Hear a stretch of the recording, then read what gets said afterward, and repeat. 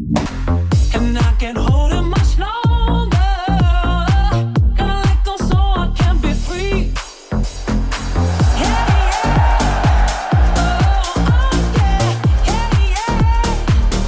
Hey,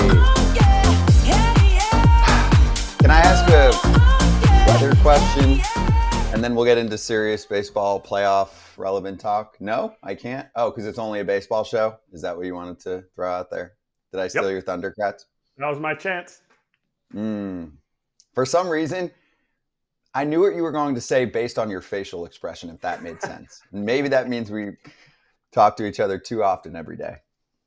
Just right. We're talking to each other just right. Go ahead. Just right. Question. Just the right amount. So 4 pitches, 1 minute. Is there a better way to know if there's torrential downpours coming? Usually, you talking about the White Sox game? Yeah, so, it was 1 minute. You usually the White Sox are pretty good about this. Okay. I don't know what the Sodfather was doing when he came up with this, Roger Bossert, because normally he's pretty darn good with this kind of stuff. Mm-hmm. And for some reason, he missed this one. And okay. That's not like him. That's fine. I just wanted to see if there was any good insight there. No, normally they nail it. Normally they're very keen on not doing this. Okay. And I mean, but it does get Crochet a game started, but not any innings. So maybe they were trying to do that. Do you think it's that much of a conspiracy theory? I don't know. Wait, to what level? Like that was a kid. That was a joke. I know. Did they shoot the clouds and then they got them to rain down because his pitch count was going to be 20, but they got it to 4? Yep. I gotta love it. All right, so let's get to real baseball playoffness stuff. Charging the mound right now with the same team we charged the mound with yesterday, and that's rare. He's charging the mound. The Kansas City Royals have won 3 in a row to start this series against Cleveland. They doubleheader swept them on Monday. They beat them again on Tuesday, despite Michael Lorenzen, who's been great for them, leaving very early. What did they end up calling it? Dehydration, I think. For him. Yeah, he came out quick. Yeah, cramped up, whatever it was. So anyway, Paul DeJong, big home run for them. He's been a huge pickup. Add it all up, and their 6-1 win makes it 25 straight games, yielding 4 or fewer runs in a game, tied for the longest streak in franchise history. This according to Bob Nightingale, who also pointed out that there has never been a major league team that has gone from 100-plus losses, they had 106 last year, to a division title. The Kansas City Royals, as of Wednesday, August 28th, are in first place in the American League Central, matched with the Cleveland Guardians. Good night. What did we say yesterday? They were going to tie them. Mm-hmm. They have a tough schedule, too. That includes what they're doing right now. They have a ton of games. They're in a stretch of 7 games in 10 days against Cleveland. That's working out for them. They might win 5 of them. Yeah, they might win 7 out of them. And if they win these first 4... Whew. And they go up a game, Cleveland's going to be going, seat. What happened? Yeah. There's still a lot of baseball to go.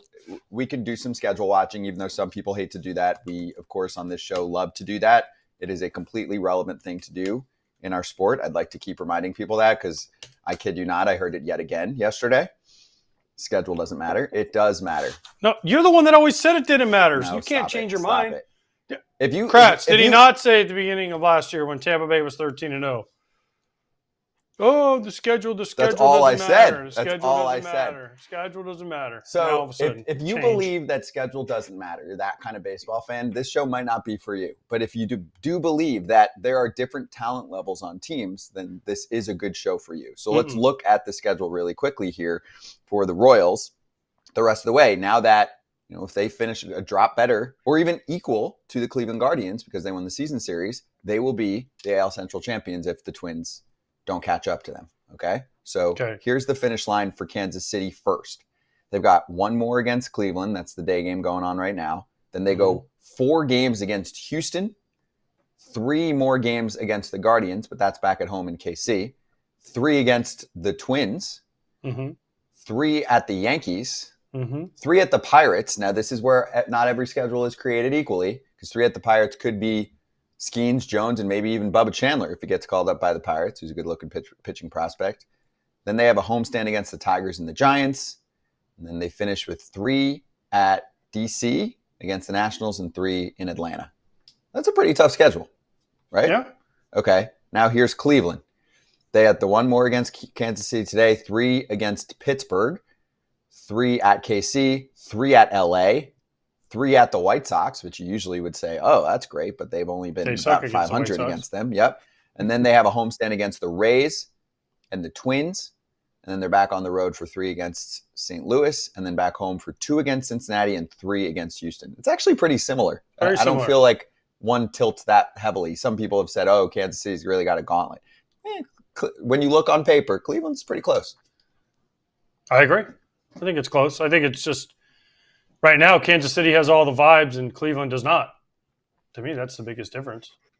Kansas City's feeling it. Cleveland is like, we had a big lead not long ago. We had the best record in the league, and all of a sudden now we're in second place. Mm-hmm. What is going on? So I think that's more of the challenge for the Guardians. And the Royals are just like, we're just going to keep on winning. We're young. We're dumb. We're excited. We're just going to keep rolling. This was a 9-game lead at one point for Cleveland Kratz. And they have been playing sub-500 baseball for the last, 2-3 months now, since the start of June for Cleveland. I think they're now 2 or 3 games under 500 since the start of June. Kansas City's second half of the season has been great. I think they're either 23 or 24-12 at this point. And Cleveland also had been in first place since mid-April. Mm-hmm. They were in control the entire time here. So add this all up. Give me your take on this race, but also your boy Stephen Vogt's done a great job with Cleveland. Does he potentially lose the Manager of the Year award if Kansas City takes the division? Yes. I mean, no way. Ooh. He gone. Wow. Did I bother him that much? Who has nope. taken this Kratz. team from Kratz. nothing to a lot. Does he not hear me? He's just in his own world. Yeah, we should probably kick him out. Okay. Let's kick him out. For now, reset him. Restart him. But I'll give you the same question. Is Matt Petriello now the front runner for Manager of the Year? And does it really just come down to if the Royals... What about Joe Espada? What about him? I mean, they were 10 games down. 12, yeah. Now they're in first place. But does that mean the Astros should have a Manager of the Year if the expectations were what they were? Like, I don't know. Are you rewarding him for the comeback? Or are you rewarding him for you got to reward the Royals for a comeback too then. I think most voters go off expectations. They say, oh, cool, Kansas City did some things in the offseason. Yeah. They should be better. They should go from 106 losses to maybe 88 would be that would be an amazing accomplishment. That would be a 18-game improvement. Now they might win the division. How does Matt Petriello not win Manager of the Year? Because nobody knows the criteria. Nobody can guess. No criteria for it. That's what I'm saying. It's just like, oh, he had a good year. Let's vote for him. We'd like him. He's nice. Let's try him. There really isn't a criteria because sometimes guys don't make the playoffs. They still get Manager of the Year.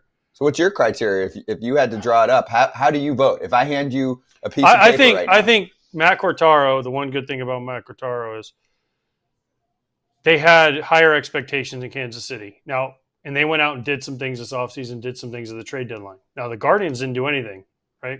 Matt was there last year. Stephen Vogt was not there last year. Mm-hmm. So I think, then this gets back to the MVP race.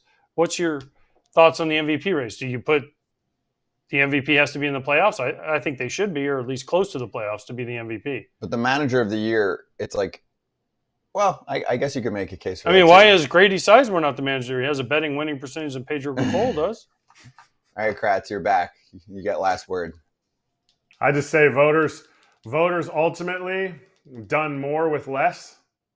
The Royals built this team to compete this year. Did they know they were going to compete? Did they think it was enough? I don't know, but they put Kitaro in a position to, hey, you know what? We're giving you veteran guys. We're giving you guys to win. I don't know that Cleveland was like, hey, you know what? This is the team that's going to hit 60 more home runs than they did the year before by the end of August. I think he's elevated. I think right now he's winning it. But if they collapse here at the end and don't win the division, it'll be a fun race. Cool. Okay. So the winner of the AL Central gets Manager of the Year. What about Rocco Baldelli? No, if it's the Royals or Guardians. No, he doesn't get it. So people know him already. You're an idiot. Your argument doesn't make any sense. Twins were the front runners to win the division. So what? Okay, so here's my quick Why can't we throw – again, I don't understand why we can't throw Joe Espada in there. They were You can 10 throw him games in out. there. I'm just telling you, the way that the award is judged by most is what were the expectations of the team in the mind of the public or the writer, and then how did they exceed it? So That's Alex how it Cora works. should win the manager of the year because everyone thought the Red Sox were going to be in last place. The and they're Royals are a above bigger 500. story, though. You said it's on expectations. Expectations was the Royals would still be pretty bad. They would just be better than awful. I disagree. And now they might win I a division. disagree. We a lot of guys picked them to make the playoffs this year. There's going to be a lot of disagreeing then today. A lot of on this people. show. A lot of people picked them to make the playoffs this The year. Royals? Yes. Really? Go back to our tapes. Okay. We have tapes? All right, let's bring back Luke Maile, who's going to join us from the Cincinnati Reds on the other side here on FT, and we'll keep going. And yes, there's going to be some heavy debate. We have Mike Petriello and Jeff Frye joining us for a combo segment later.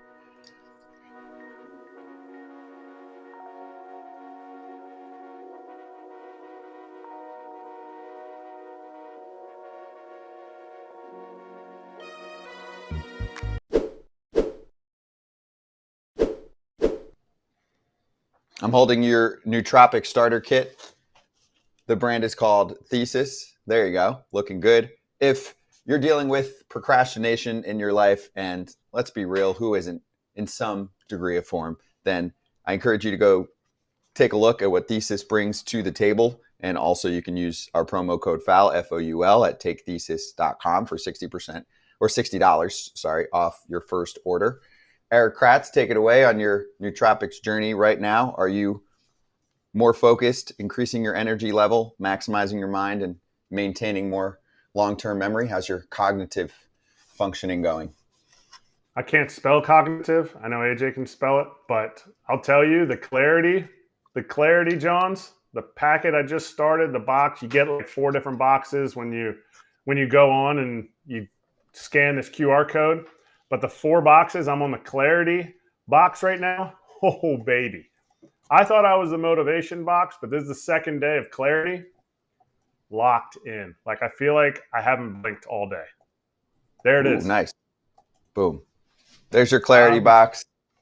Yep. Creativity, motivation, logic, the whole deal. Every brain is different. Thesis is not one size fits all. During your first month, you can test different blends to discover the ingredients that work best for your brain. That's what Kratz is going through right now. So head to takethesis.com and use code FOUL to save $60 off your first subscription order when you sign up for Thesis. Maximize your mind with Thesis today. Again, that's TAKETHESIS.com with promo code FOUL. Be right back with Luke Maile of the Reds.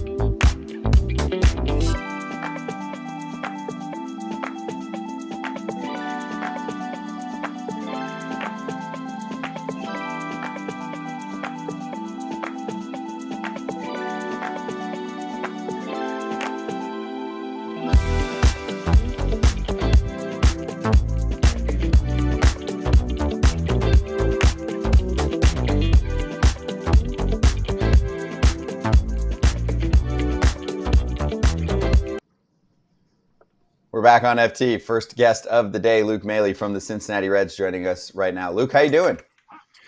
Good, man. Thanks for having me on. Good to see you guys. Good to see you too. Great to have you on. We'll get into a lot here. I actually want to start with a former teammate of yours.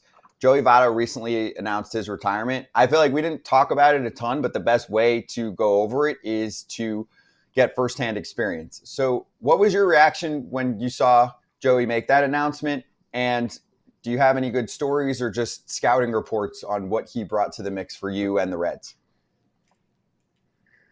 Oh, I mean, where do you begin, I guess, right? Like, Joey's been baseball in Cincinnati for virtually, whatever it's been, almost 20 years, right? And me growing up in the area, first first of all, it was just such a huge honor to share a clubhouse with him and to be his teammate and kind of get to see everything that he was about firsthand. As far as stories, I mean, the first thing that comes to mind, playing against him in 2017 when he was just on top of the world. I mean, I think he woke up one morning in the offseason and just said, I'm going to get on base 60% of the time. That's basically what he did. But kind of in the middle of that, they came to Toronto, which was special for him being from that area. And, you know, he's having this like really long at bat, fouling balls basically out of my mitt in the first inning. And he was doing that thing where he like puts the bat like in between his legs and kind of leans on it. And, you know, I'm still pretty young and just trying to make sure that, you know, I don't call the wrong pitch to what was at the time the greatest hitter in the game. And he just goes, hey, I really like your swing. And then he just like gets back in and, you know, fouls off another ball. And he's like, it reminds me of Mark Trumbo. And he's just having this conversation in between pitches with me. And I was like, Joey, first of all, that's the nicest thing anybody's ever said to me. And second of all, I'm not really sure what to call now that you're, you know, analyzing my swing. And sure enough, a couple pitches later, hit a homer off the WestJet sign in Toronto. I just couldn't believe it. I was speechless. You fell right into his trap. You can never talk back to the Wizard. I know. So you should have just told him, look, bro, my swing is not like Mark Trumbo's at all. He would have gotten defensive. He would have tried to build you up, and then you would have buzzed the speedball right by him. I know. I was young and naive. I fell for the trap. I really did. You're 100% right. But I've grown since then, thank God. Yes, you have. But that's okay. That's okay. We all grow and learn. Now, we talk about him retiring. When you're done playing, are you going to say you're retiring from baseball or quitting? That's such a great question. I mean, if they rip the jersey off of me, then I guess I can't really say either. I say that I got shown the door. But I think, you know, sometimes it feels like quitting might be the best word. But if you finish on a high note, it feels a little bit more like retirement. You know how this game is, man. Like one day you wake up and you feel like you're on top of the world with it. And then the next day, quitting seems pretty appropriate. So it just is going to depend on how we go out, I think. Fair.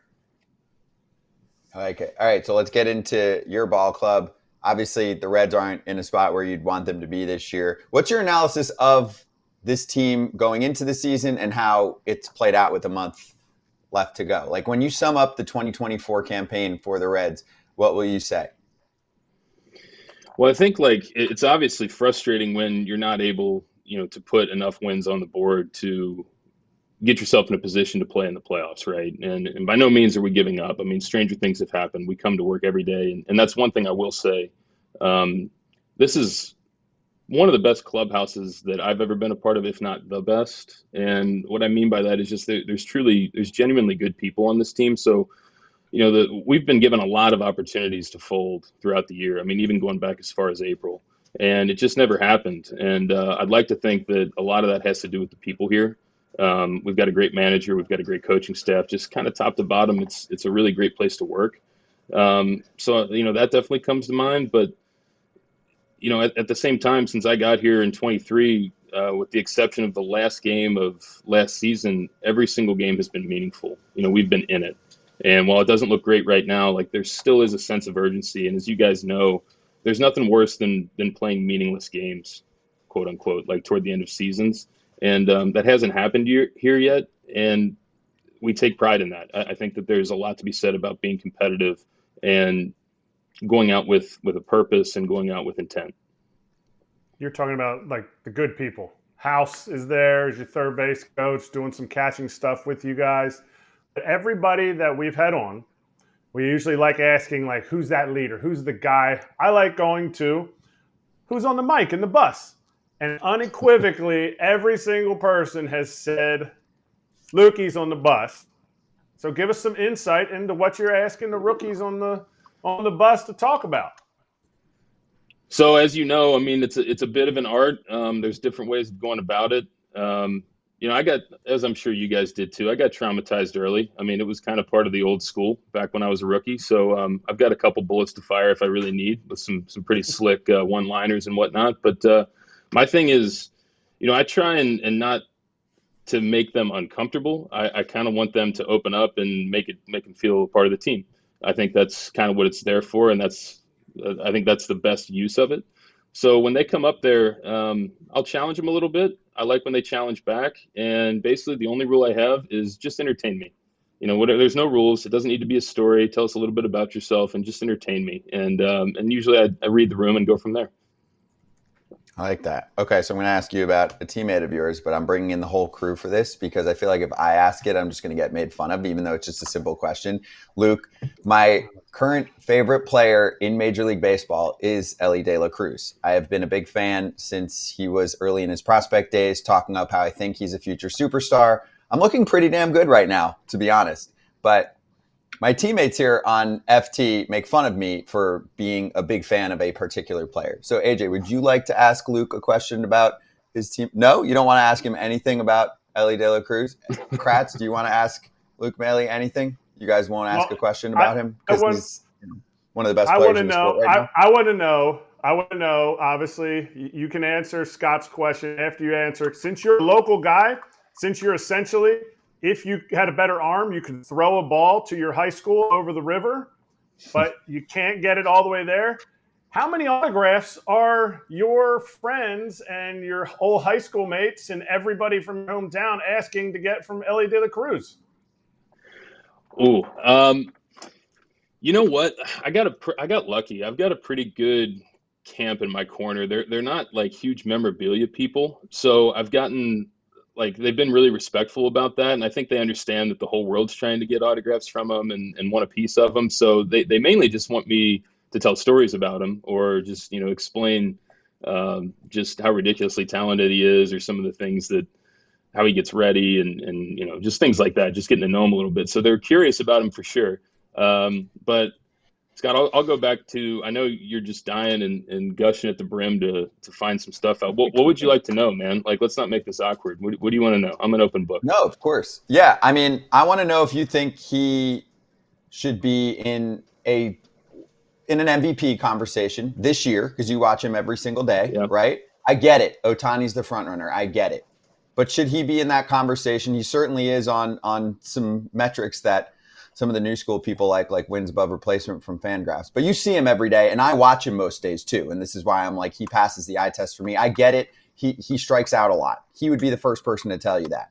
But then there are not many other flaws in his game. So do you want to lay out the scouting report? And if you had a vote, and let's put Ohtani maybe out of it. Would you vote for Elly De La Cruz? Yeah, I definitely would. I think if you look at the games that we've won, he's almost always right in the middle of it in some way, whether that's running bases or, I mean, the most ridiculous thing that I've seen, and I've seen it multiple times, is some of the balls that he tracks down the left field line that have been hits since the beginning of time. And he does it so effortlessly. It's just amazing what kind of space he can cover. Just little baseball plays like that, I think, are the ones that kind of go underappreciated and are probably not even reflected enough in even some of the new school metrics.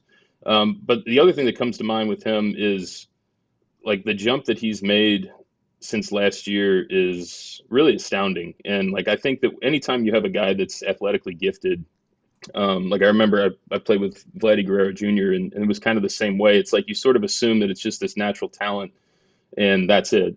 But with both guys, I'm talking about Elly, his baseball IQ is extremely high. And I know he makes some outs on the bases, but that's because he has more opportunity to make outs on the bases because he's running so much and he's aggressive.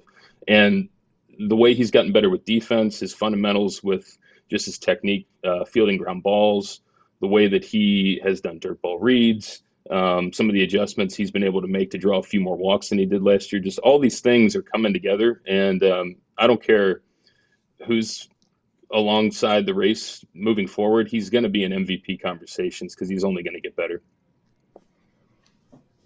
Luke, I got to ask you about your injuries right now. Four-fifths of your rotation from the beginning of the year is on the IL right now. What is going on in Cincinnati? I know you can't, it's no one's fault. It just happens like that sometimes, but it's got to be devastating when you look up and you see no Green, no Lodolo. It's just whoa, who are these guys sometimes? Yeah, man. I mean, it's part of the game. I think, it's almost unfortunate because you have some guys that, like I mentioned about Elly, they're really turning the corner, and Hunter Green is one of those guys. I mean, his jump from last year to this year is one of the biggest I've seen out of a starting pitcher in my career.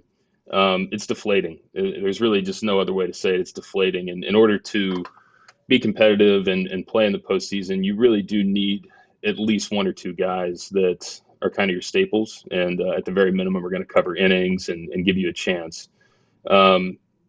So it's unfortunate. It sucks. I mean, there's no way about it. At the same time, we've also got an opportunity to see some guys step up. And I think we're going to see more guys step up moving forward. Never really a fun thing to have happen as a veteran player, because you obviously want the absolute best in your organization at all times. But, you know, especially being a catcher, as you guys know, there's opportunity for growth. And I've had a lot of examples of guys that weren't really given a shot in the minor leagues that by necessity come up to the big leagues and turn themselves into regular players. And that's what we're going to try and do here. And it's another rewarding part of the job. Who do you think has more influence on that, DJ or you? You being the backup catcher, you being the guy that's coming in, you know, when a guy doesn't have a good outing, he's like, I don't want to throw to Stevenson, I want to throw to Luke. And it's like, who has more of an influence on those young guys? Because I know what DJ can do. I know his skills as a pitching coach are, you know, I think he's one of the best.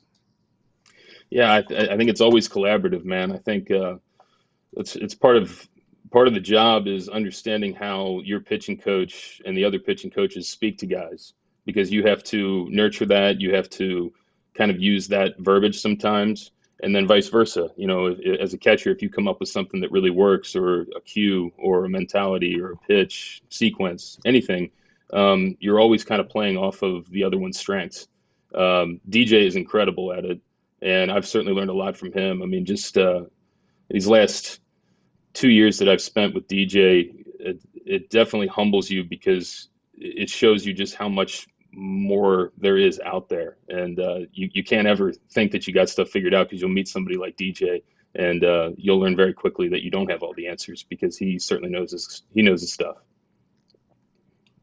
I can probably get this answer, at least a version of this answer, from our guys too, but to get it from a current catcher, how does change of scenery work for a pitcher? So I think the example here is Frankie Montas. He signs a 1-year deal. He had a great start. I know then he was going through it a little bit, but now he's pitched really well with Milwaukee. I'm always curious, you know, if you get to see any perspective of when you guys say bring in a new pitcher, and then whether it's the coaching staff or front office or a combo, bring some ideas to them. Because I read really deeply into Yusei Kikuchi's situation. He goes from Toronto to Houston. He was super coveted at the trade deadline. And Houston's like, yeah, we don't really like your curveball. We're going to use your slider. And I'm just thinking, like, well, why didn't the last team tell him that?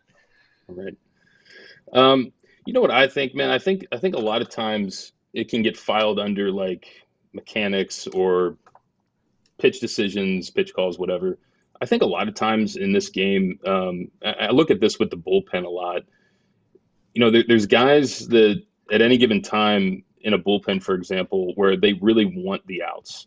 And what I mean by that is, like, things have been going well for them. They've got a little bit of credibility. Maybe they've, you know, kind of strapped it on and covered multiple innings and can feel the energy that they've provided for the guys. And then a few days later, there's a big spot. It's like, I really want these outs. And sometimes the flip side, no, I'm not just talking about Frankie, I'm speaking in general. I think sometimes the flip side of that is you just kind of want a fresh start, and you just kind of want to be in a situation where you don't have sort of these skeletons of giving up a lead, or, you know, walking a few guys to after the team scored a big inning, or whatever it is. I'm just throwing examples out, but I think that's what change of scenery is for me. And along the way, sometimes there can be some technical stuff, but I think it's just you get a fresh opportunity to make a good impression, and once you do, or if you do, it just makes that confidence level go up that much more, and I think there's just more conviction. All right, the FT crew comes in to Cincinnati twice a year. We have the Todd father, so he's kind of like Joey Votto 2.0. Like, he's not as popular as Joey, but Todd's got some clout. Where are we supposed to go to eat in Cincinnati? A lot of good spots. All the Ruby's restaurants come to most people's mind. I actually I live near the Precinct, which is my favorite Ruby's restaurant. It's about 10 minutes east of the stadium. Being from the Kentucky side, I got to shout out Walt's Hitching Post. Really recommend you check that spot out. They have great steaks, but also don't be shying away from their ribs. and it's a really cool kind of hole in the wall type restaurant. So I would recommend that. And then in the Covington side as well, I mean, you can pretty much walk down Main Street and you're not going to go wrong down there. Luke, speaking of that, you grew up across the street pretty much from the Red Stadium. Who was your favorite player growing up? Had a lot of them. Barry Larkin would probably lead the charge. He was there the longest. I was playing shortstop when I was a little kid. I loved his game. I loved just how consistent he was, how he ran bases.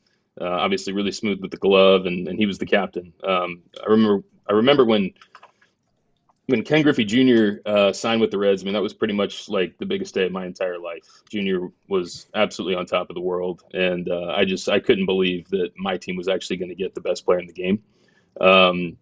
But man, as I got older, I started watching catchers a little bit more. Jason LaRue was back there a lot. We had Santiago for a little bit. I bet you if you gave me a year, I bet you I could do just about every single batting stance of the whole lineup. That's how obsessed I was with the Reds. It's awesome. Now you get to play for them. All right, last thing. I know FT is going there in a couple weeks. I'm probably not going to go. I'm going to get my fill of Cincinnati this weekend. Where do I need to go? And is there anything at the stadium that I need to do? Because a couple weeks ago, I was in Milwaukee. I did the sausage race. I've done the slide in Milwaukee. Well, the Brewers are coming into Cincinnati this weekend, and I'm calling the game for Fox. So is there anything I need to do in Cincinnati at the stadium?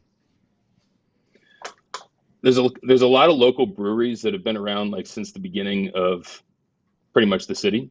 Well, I can't really drink while I'm doing the game, so that's going to be a little. Before the game would actually be a. I mean, before the game, I guess I would- could, but I don't know how that would go. That'd be a fun broadcast. What about post game? My last I mean, one. before the game, Yeah. before the game, you just need to make sure that you get a breakfast that includes geta. Have you ever had that before?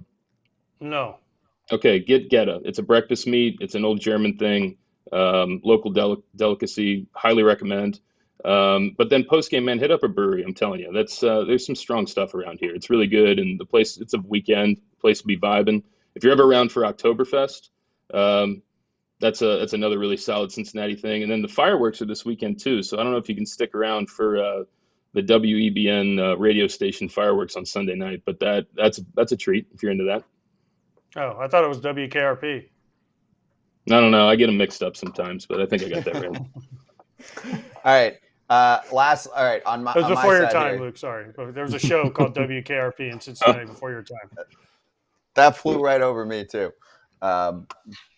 Lastly, quick hitter questions for you. I got three. One, go to pregame meal. Chicken salad sandwich. That's my go-to. Nice. Historical pitcher batter matchup you would either like to see or just someone you would have liked to either face or game planned against pitcher hitter, wherever you want to go here. We just saw Chapman throw 1 billion miles an hour for like the 30th straight year the other day, so he's fresh in my mind. I'd like to see Chapman go up against Bonds. I would love to see that. Nice. That would be like the Gagne Bonds. Homer. Probably. Or hits him. Lastly, who is now like the Joey Votto at first? That's like either talkative or even at home plate with you, right? Is there a Joey Votto that exists in the game today? I can't put that stamp on anybody because Joey is just that unique. I mean, he just had a way. You guys know how he was. He just had a way of doing it. Freddie Freeman is always really pleasant to talk to at first base. He kind of jumps into my mind first, although much different. Both Canadian. I don't know. Maybe there's something to that. But Freddie's always a real treat to talk to over at first. I like that. Yeah, that could be a little Canadian nice, like the Midwest nice. Mm-hmm. Canadian nice from Freddie. Well, Luke, this was great. Appreciate the time. Great to talk to you. We will see you in Cincinnati. I guess you'll see AJ this weekend. I will. Sober AJ this weekend in the clubhouse. All right. Sober AJ, can't wait to see you. Thanks for having me on, guys. Yeah. Thank See you, Luke. Saturday. This was great. See you soon. Luke Maile from the Cincinnati Reds with us on FT, coming right back to hit Hot Corner and some transactions actually made that stand out.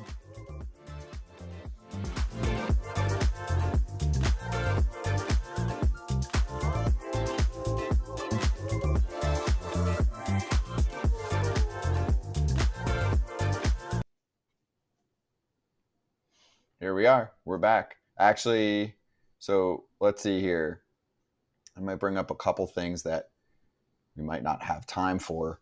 I want to save Hot Corner actually, but get to some questions here. Is there a bigger disappointment, Bourbon and Baseball asked, than the Mariners' collapse so far this season? Is there any other disappointments? We went over, I guess, sparking from the top of the show, we went over some surprises like KC. Who else stands out as like a man? I really didn't see this coming from them. Well, I think the Braves, because of their injuries. I mean, yes, they're probably going to get in the playoffs, but I think the Braves would be one. I think the Cubs, after going out and getting Counsell. Yeah. I think that's the Reds. You could throw the Reds in there too, because I picked them to win the division, thinking they were going to take the next step, and they've been hurt. Mm-hmm. Rangers. Yeah. There's a lot more disappointments than there are surprises. True. Right? Yeah. I mean, I think obviously Kratz. Throw the White Sox in there. No one thought the White Sox were going to be this bad. I mean, we thought they were going to be bad, but we didn't think they were going to be this bad. That's why their season is so historically bad, is because when you see 105+ lost seasons from teams, right, they're usually in like uber tank mode. Like, we are tanking hard. The White Sox kind of said they were trying. They didn't trade all their guys before the season. They signed a few veterans. So, I mean, they traded Cease before the season. I think as soon as they traded Cease, the day after we locked in our plus 600 for the worst record in the league, easy $600 for everybody, by the way, on BetMGM.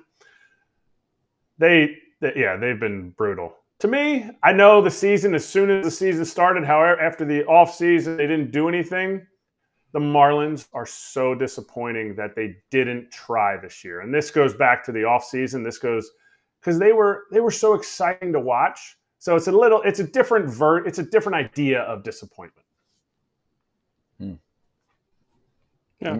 I mean, I guess. Yeah, I would say about half the teams are either a big surprise or disappointment, and then there's half. we expected no that. chance. Half? Who's half? If you go okay, half. No, half. Come on. In Come the on, East, bro. I expected the Phillies to be good, right? So that's on that side. The Braves are a surprise. I think the Mets are a surprise. They're in it. I think most the people Braves in are a the playoff team.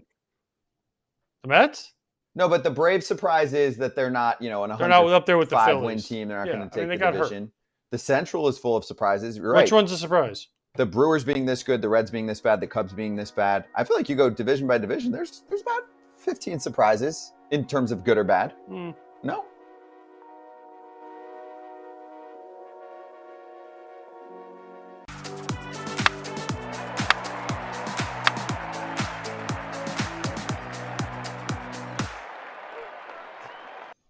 All right, we're doing better than box scores. First up, did you guys see Jackson Merrill hugging Victor Scott after the home run robbery?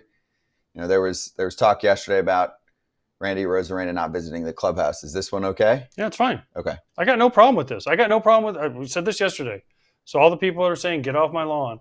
I got no problem with fraternization. I got no problem like going to dinner. I got no problem with meeting guys in the locker or outside the locker room, in the tunnel, on the field.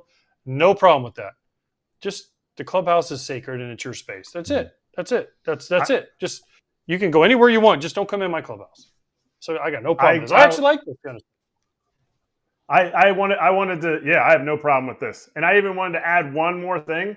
When I would get DFA'd, when I would get fired, sent down, I didn't even want to be in the clubhouse longer because I wasn't on that team anymore. To just reiterate what we were talking about, there's a feel of being in that clubhouse and that being the place where the dudes are going to get ready to go out to beat the other team's brains in.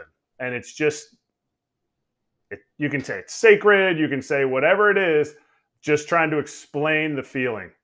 Merrill, that's cool. Maybe they knew him from, knew each other from playing in the minor leagues or playing, before that. It's cool. I think it's fun.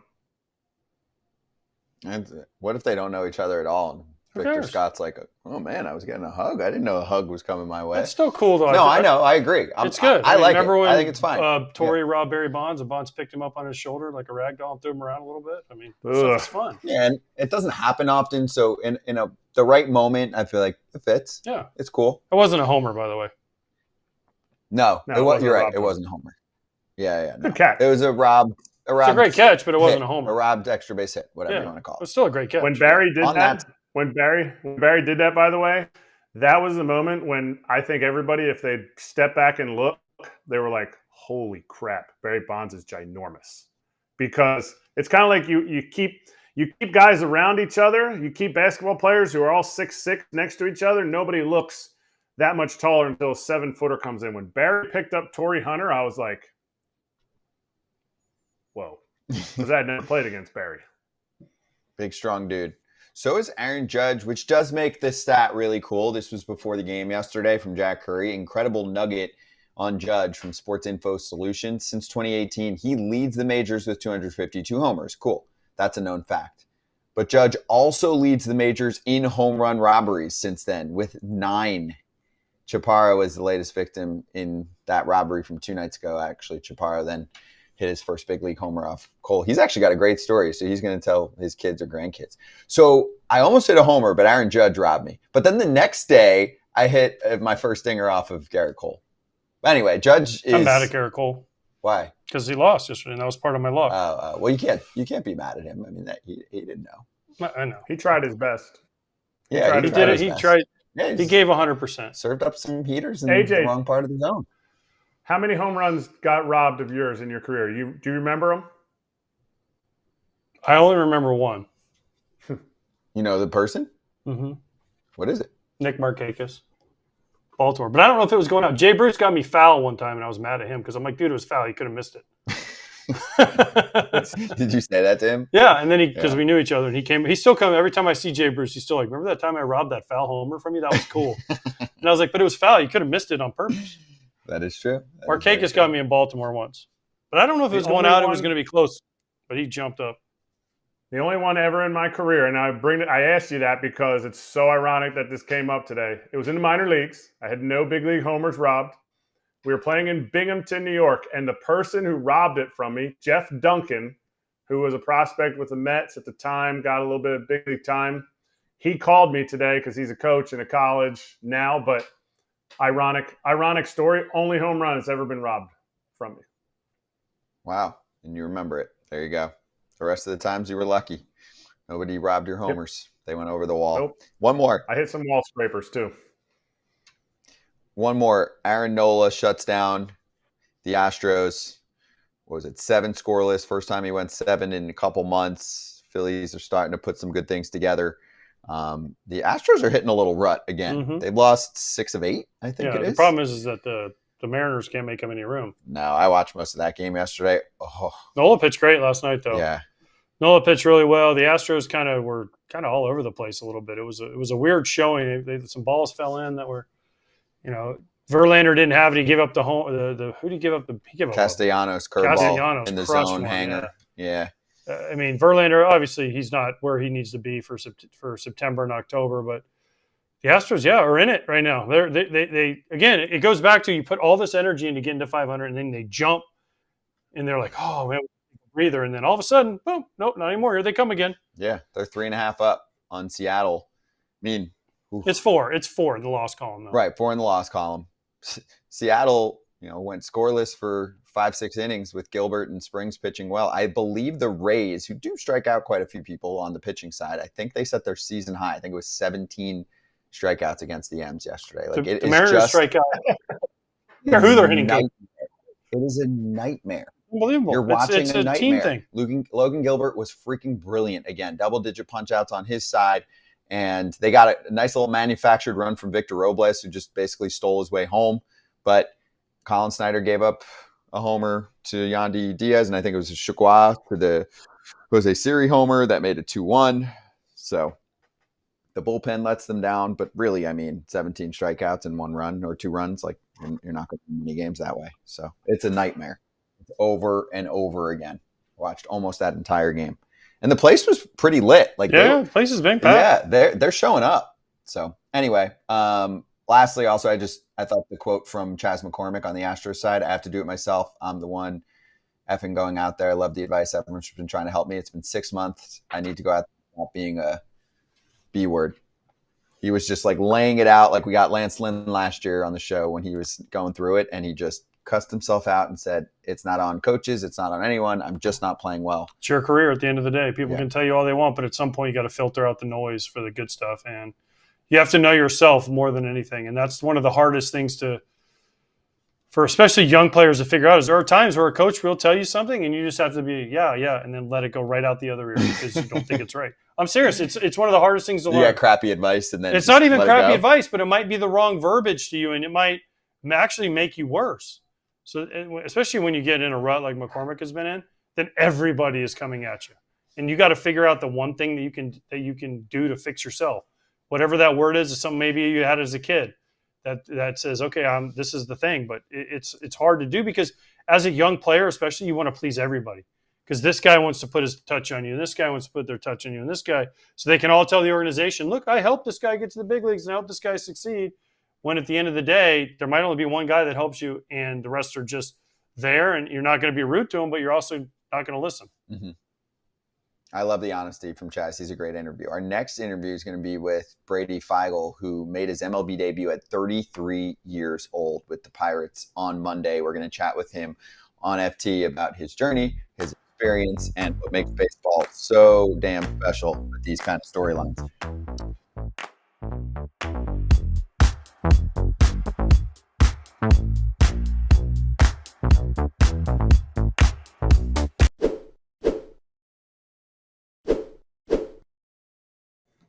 Shout out right now to Mint Mobile to get started on a $15 a month plan for your first 3 months. It is mintmobile.com/territory. If you want to support FT and go check out the Mint Mobile plans that are offered, go to mintmobile.com/territory. So you just want to make life easy. You want to be able to know what your money spent per month is and still have the nation's largest 5G network. Then where are you going, Kratz?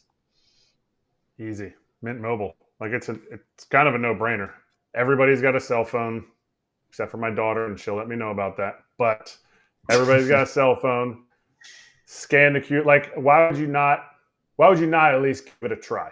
Give it a try. Because and go ahead. Why? Like, I'll tell you why. Someone might say, you know what? I don't want to go through the hassle of being put on hold and all of that with my old provider. I feel like they're going to be mean to me. That's why I need you to give the pep talk. Sorry, you don't like saving money. You don't want things to be easy for you. All 3 month plans are only $15 a month, including the unlimited plan. It's high speed data. It's unlimited talk and text. Kratz can't take over and do the phone call for you.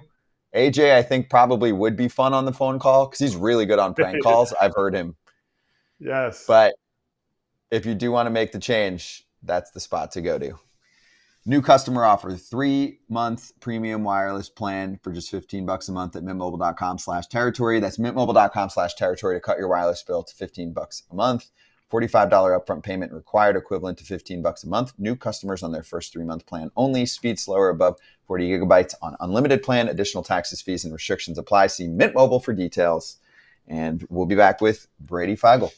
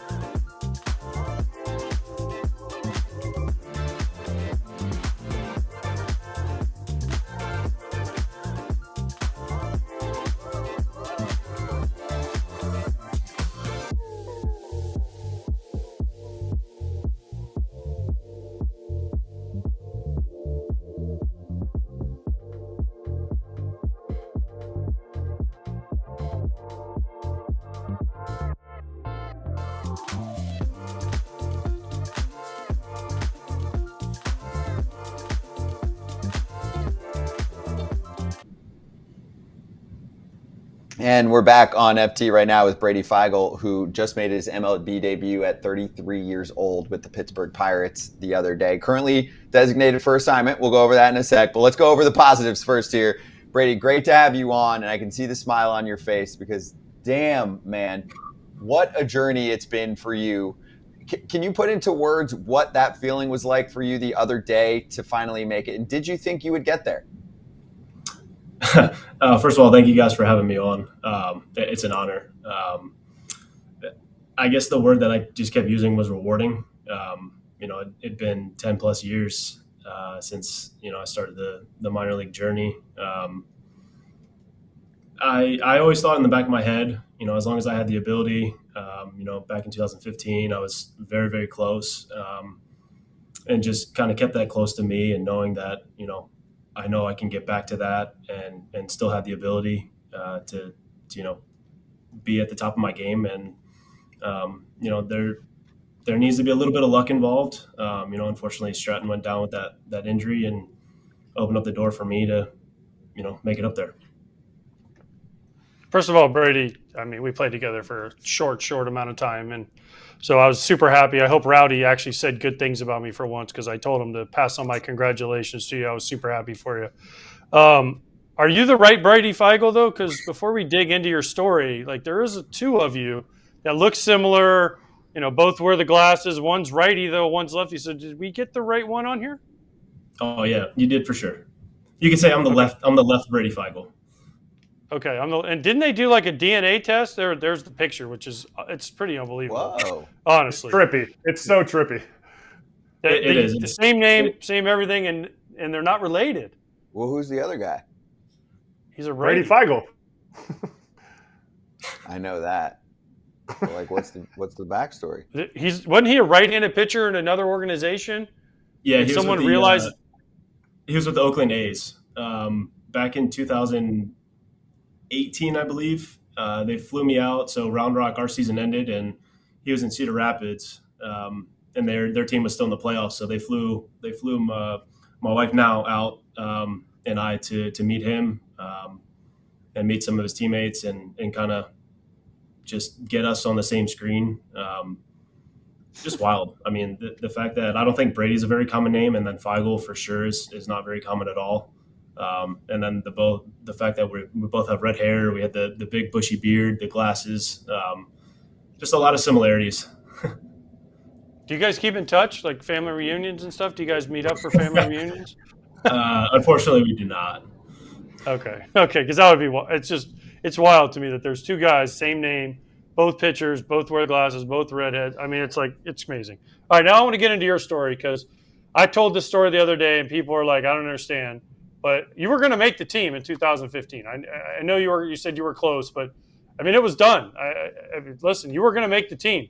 You were going to be our low leverage lefty coming out of the bullpen in 2015. And then they claimed McCarrahan off of waivers from the Marlins. He obviously made the team, and then you went on and blew out. It was 2 weeks later you blew out. I think it was pretty quick, right? And then McCarrahan ended up getting popped for steroids. Yeah, and then McCarrahan ended up getting popped for steroids, and then it took you almost 10 more years to get there. That's why I was so happy. But can you describe what that was like from your end? Because even for me, I was like, man, this guy might never get a chance.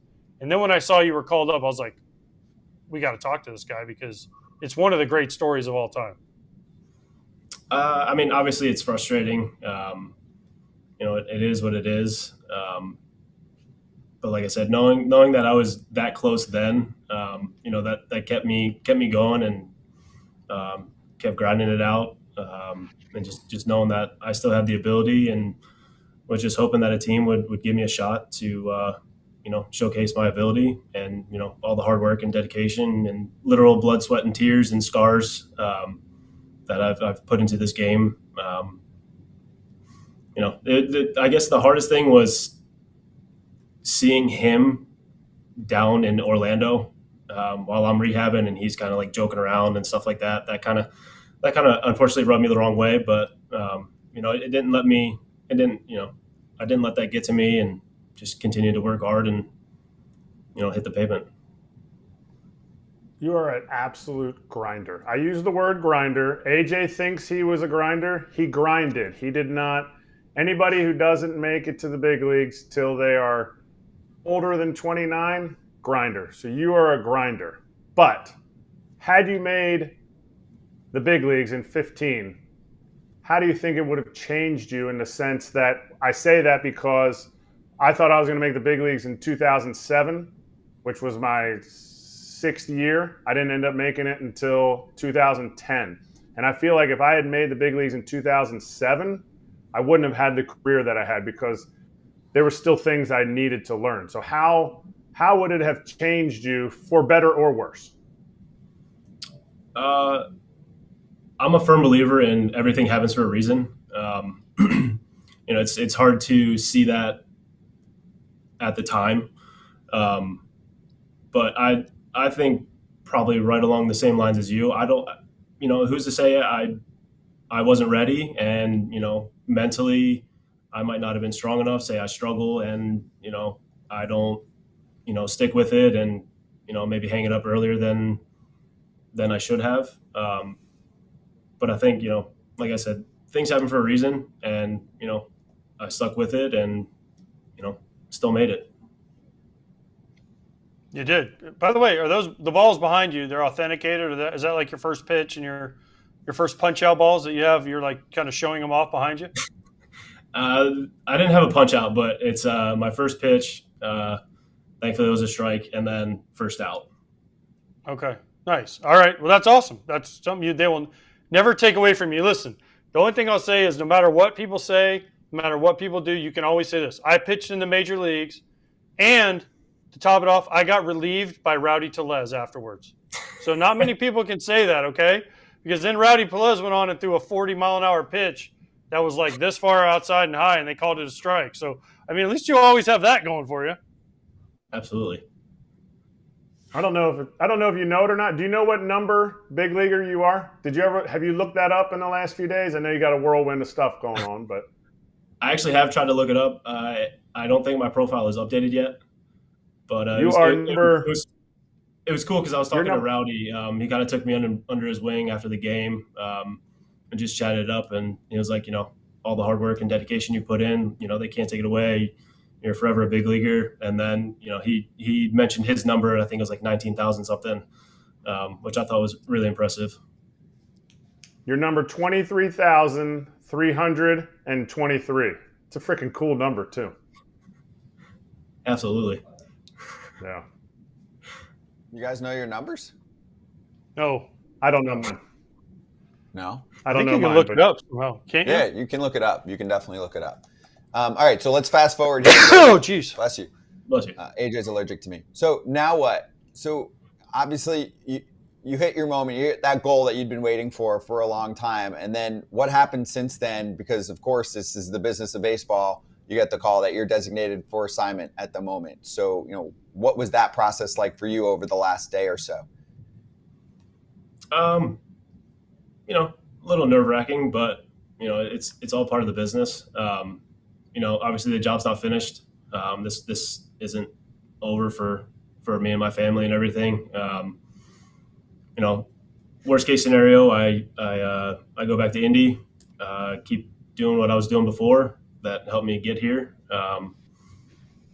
Maybe dive into the analytics a little bit more, which I started to do a little bit this year, which I think has helped me out a lot. I was more of an old school pitcher, just feel and go out there and do my job. But, diving into the analytics and, seeing what works more against, lefties, righties situations, getting ahead of guys, how to put away guys. My agent's been a huge help with that and his team. So, if a team takes me, great. If not, go back to Indy, keep doing what I was doing, and then look towards, finishing out the year strong, and then see what happens next year. Last one for me.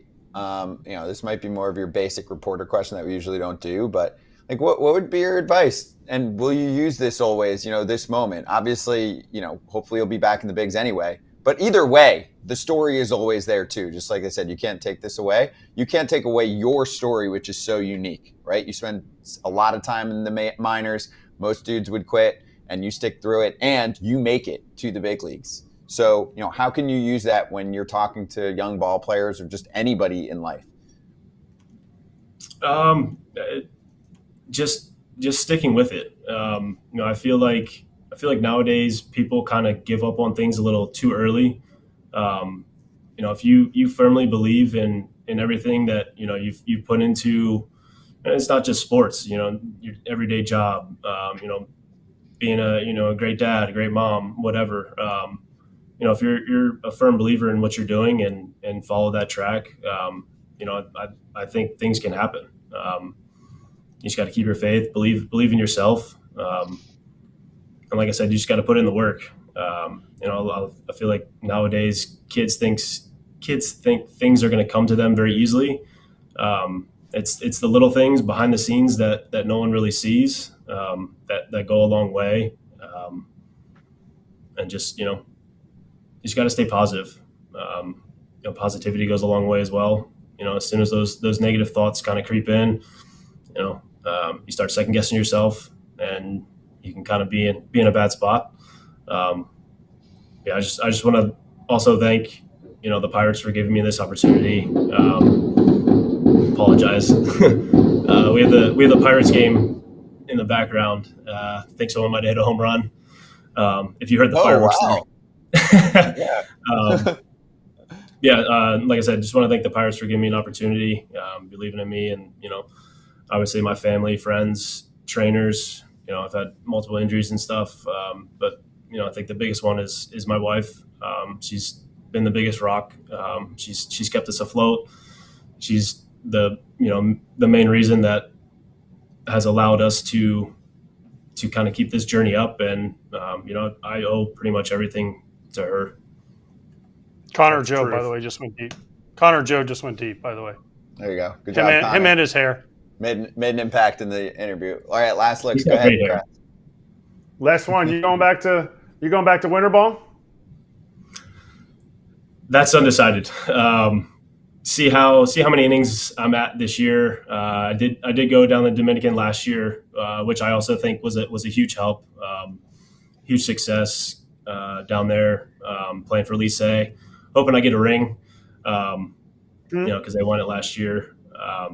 But haven't decided yet. Kind of see how the year finished out, where I'm at innings wise, and then kind of go from there.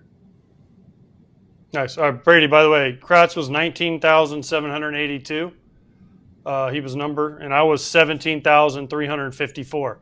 Now, what's amazing, not just, what were you, 23,000 what? Was it 23,000? 323. 383. 323. Okay. 323. So, all right, so here's what's amazing. So I was 17,354. That was in 1998, okay? Kratz in 2010 was 19,700. Now we're already to 23,000. Like, dude, the turnover now is like, We have an arm injury issue in baseball. I don't know if you've heard about it. well, not only injuries, but just like, they're like, oh, you've had a couple good years. You're out, kid. Yeah. Next. I mean, Rich Hill, we'll bring him back There's 22 a years churn later. going on in the game. Yes. I mean, Brady, just remember, if you can learn to drop down and throw a curveball at 62, right? The dudes in high school are like, man, this guy stinks. Rich Hill, still doing it in the big leagues. True. I mean, listen, he does it. He flips that curveball in there, those two pitches. So, Brady, just remember, drop down. You can get like 6 more years in. Absolutely. I've had a knuckleball. I kind of finished my throwing program every day with a knuckleball. So I might have to break that out in a couple of years if I'm still around. I would love to Dude, see lefty that. knuckleball, that would be filthy. That would. Yeah. There's a guy Ryan named Fearbin. Hickey who did that pretty good. Who? Ryan Fearbin. Has there ever been a lefty knuckleball in the big leagues? Wasn't the White Sox guy a lefty knuckleballer? He was in the big leagues? Was he? Must have been quick because I never heard of him. I heard of Brady Feigl. I never heard of Ryer Fearbrand. Mm-hmm. Well, Brady, this was awesome, man. Yeah. Thank you for doing congrats. this. And again, I'm thanks so for coming excited. on. I'm so happy for you. I know it didn't end up obvious the way it did, but at least puts a good ending on a story that I've had for a long time that kind of left a bad taste in my mouth. So I'm excited for you and happy for you. I really appreciate it. Thank you guys for having me. Thanks, Brady. Appreciate you. Good luck, dude. Thank you.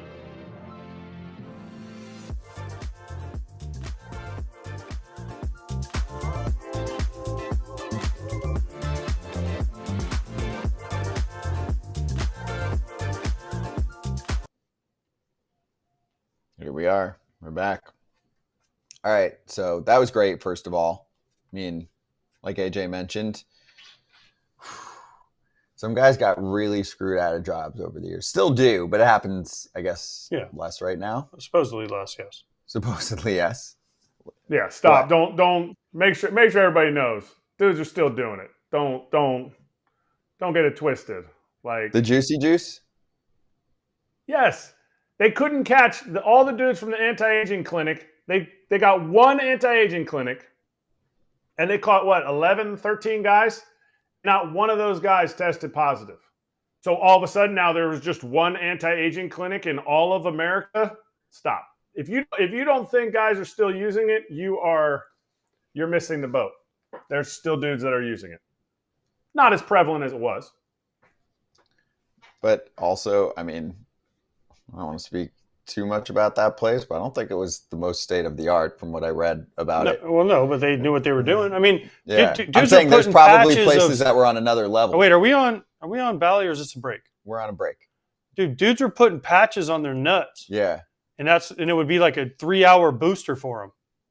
And then they take it off, and then they could test negative because they'd go in the hot tub and they'd pee in the hot tub and they drink water until they diluted their pee enough. So they stopped letting you go in the hot tub. They stopped letting you take a shower. Like, they've changed all these rules now.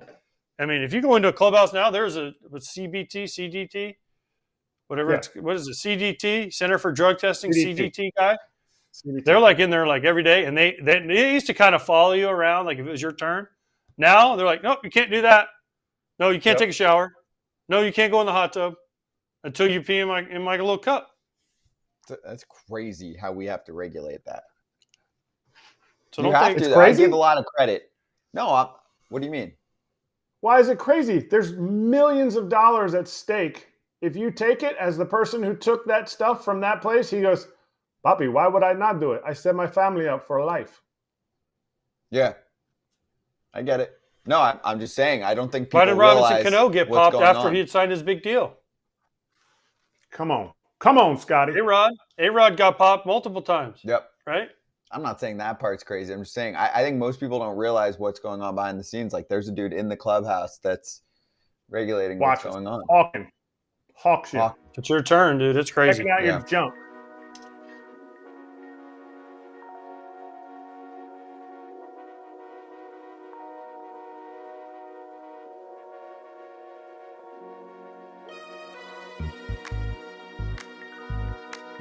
Right. It's back. The Ump Show last night was raging. So Vic Carapazza has caught some sticky stuff situations in the past, but social media was freaking out last night when Justin Steele, and this is from Sadev Sharma, star of Northside Territory, tweeted, Steele had a long meeting with the umpires, now walking off the field. They were looking at his glove and perhaps his hands. He's back on the field and about to start warming up, may have been told to get a new glove. Whatever it was, Steele did not look thrilled. People quickly pointed out Vic Carapazza is the same person who booted Edwin Diaz earlier this year from a game for sticky stuff. So the question and the frustration from people is transparency and consistency. Do we feel like that was accomplished? With whatever the storyline is behind this, no matter what, there was some type of sticky stuff check and situation going on where a player had to go back somewhere. In the past, this happened from the same ump who kicked someone out. The only kumbaya way that I can try to describe this to people that have asked me is maybe he got a talking to behind the scenes and they were like, stop doing this or don't do this. Tell the guy to go fix it and let him come back out and give him a second chance. Why does he get a second chance? I don't know. That's the problem I have here. Why do certain guys get a second chance and certain guys don't? Listen, this is not a Justin Steele thing. This is, whatever. Correct. But why did he get to go wash it off? Why did Max Scherzer go get told to wash it off, have an MLB employee watch him wash his hands, follow him back out to the mound, and then he got popped? Why? Didn't Clark Schmidt have this last year where he could go? Yeah, there's been multiple guys that have been able to go wash their hand. Why did Edwin Diaz from the same umpire not just go wash your hand and come right back? We have 3 layers. 1 is I just check and I kick you out. 2 is I check, I tell you to fix it, and you come back. 3 is I check, I tell you to fix it. The dude says it's okay, and then I still kick you out. What the hell are we doing? There's got to be a better way. There has to be a better way. Has to be a better way. There has to be something uniform that you can come up with. I don't know. Remember we had Boris on last year, and he's talking about sticky versus tacky versus just tacky, and There's got to be some way. Again, this all goes back to the original argument, though. Give these guys something that is uniform that they can all use. Whether it's on the mound, in the dugout. Major League Baseball has enough money to have a guy sitting there watching a guy, touching a guy in the dugout saying, all right, you're good. Now you can touch this sticky thing and take it out to the mound with you, and that's it. Right? There's got to be a way to do that.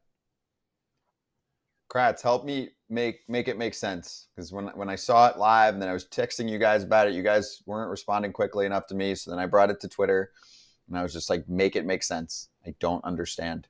And fans are losing their mind. Obviously, Mets fans are really losing their mind because they've been hit with Diaz and Scherzer and some others. So then you start to get the conspiracy theories online about, the ump likes the Cubs and blah, blah, blah. I'm like, no. I just think there's severe miscommunication on how they're handling this situation. And because it doesn't come up every day or every week, it just gets kicked to the curb as problem number 100, and we'll deal with the other ones first. That's how I'm looking at it, right? It's not a big enough problem. But sometimes, even if something only occurs 4 or 5 times in a year, it still has a significant hit on reputation, transparency, and ethics. And that's why we, I think, as a show, pointed out more than most do.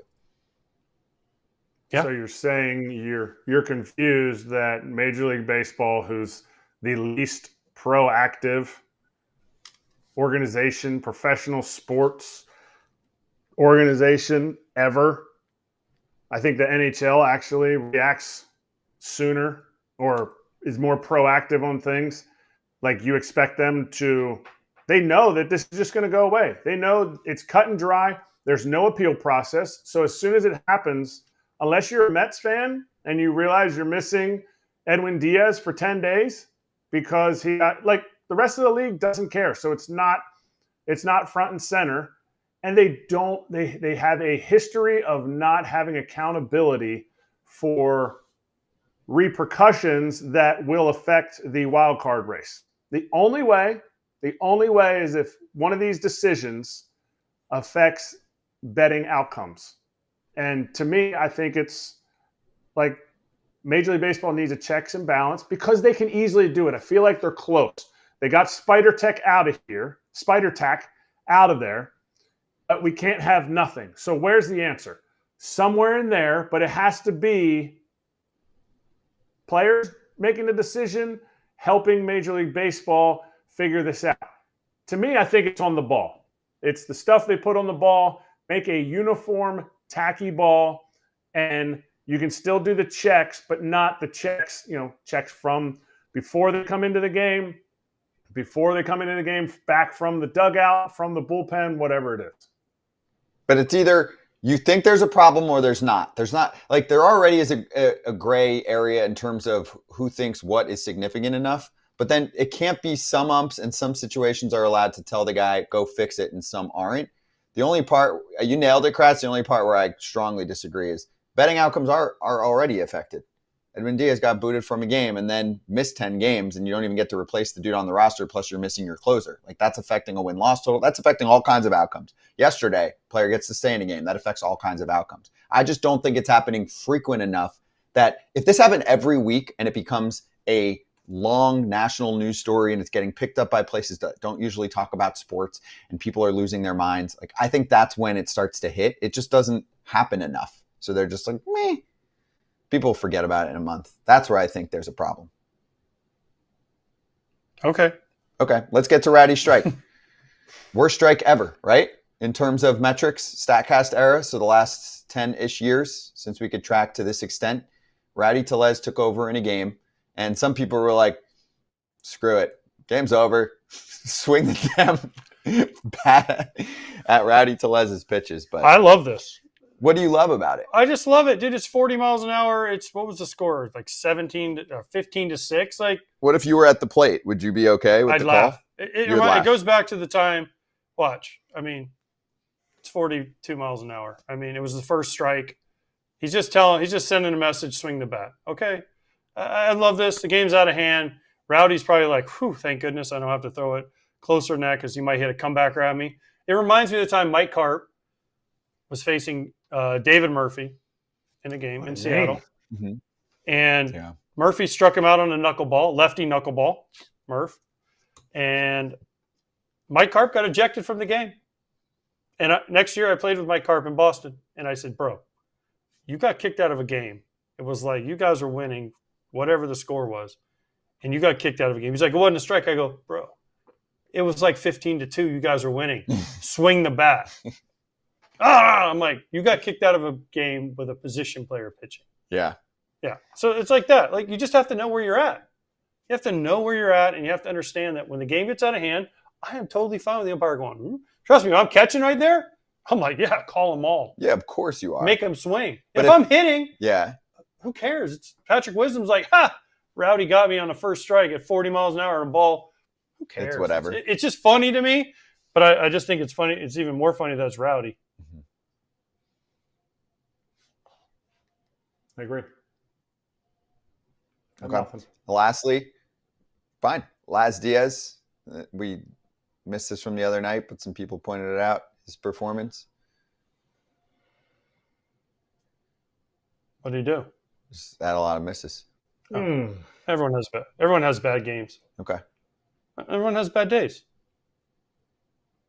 Kratz, that's it. I like guys- Laz. I mean, I we like have Laz. I love Laz. Laz was behind the dish. We had Feigl on, made his debut in Pittsburgh. I made my debut in Pittsburgh. Laz was behind the dish. Laz consistently is one of the worst performers. Balls and strikes. Do we have the chart or do we not have the chart? Maybe we don't have the graphic, but I think we have the calls. I think we have the video. we don't have. I we can don't get have you the the scorecard. I can get you the scorecard. I should be able to get I it. saw We should the have had it. scorecard.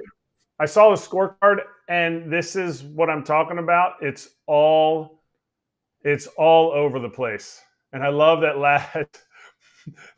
Laz just freaks out, and then he goes back and gives him this one, and then it's just he tries his best. I really like Laz. He does a good job back there in a sense of like talking to you, but he could not see every pitch. That's it. Like, he helped me get my first big league hit, and he was just letting that arm eat. Damn, which game was this in the series? I'm on Trip Gibson in the series. Listen, Laz ex-Marine. Here it Thank you is. for your service, Laz. He's had some bad games. He's also an older school umpire that sometimes will allow, he'll move his zone around a little bit, and that's fine too. That's why I'm against the ABS, and I want the human element involved. And You want can the make challenge adjustments. system, right? Hmm? You want the challenge system, though? The challenge system's fine. Yeah. But for every single ball and strike, I'm not for that. Yeah. He was 93% called ball accuracy and 83% called strike accuracy. The scorecard was bad, but not terrible. I mean, That's fine. we've seen much worse. Everyone has a bad. It's hard to see in Seattle, remember, because the batter's eye is slanted, so that's why no one can hit there. And maybe that's why Laz had a bad game. The batter's eye is sideways. Even for the fans. It The is. fans have a hard straight. time seeing There's- foul balls there too. There's crispy grasshoppers everywhere. Man, they have a hard time seeing those foul balls off the bat too. I start tripping when I eat those. Yeah, every time I do a game in Seattle, I'm like, oh man, I feel awkward because the batter's eye is like 1 degree off. It's the excuse of life. All right, let's come back with a really fun segment we're excited to bring to the mix here. Mike Petriello and Jeff Frye, who might see the game very differently, but love the game. So we're going to bring everybody together to talk out where we're at with some of the modern stats.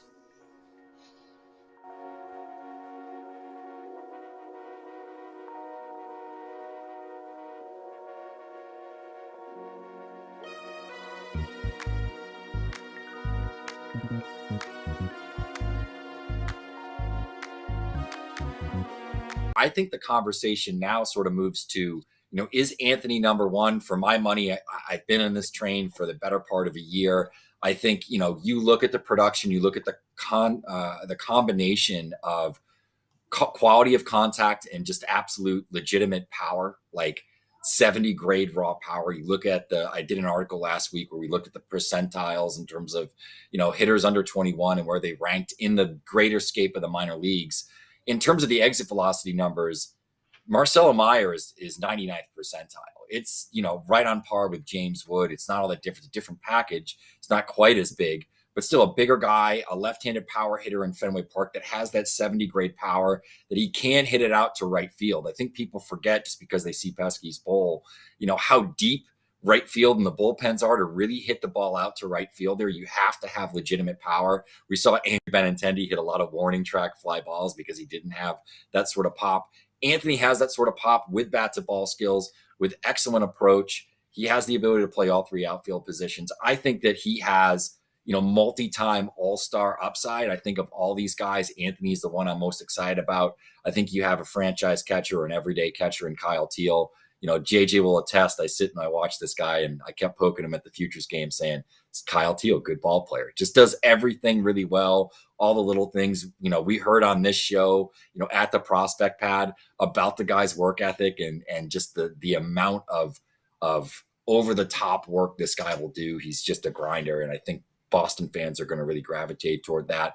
And then you have Christian Campbell, who probably has the best chance of breaking camp as an everyday player next year with the Red Sox. The second base position has been a hole for a long time. And I think Campbell has proven that he's hit at every level of the minors.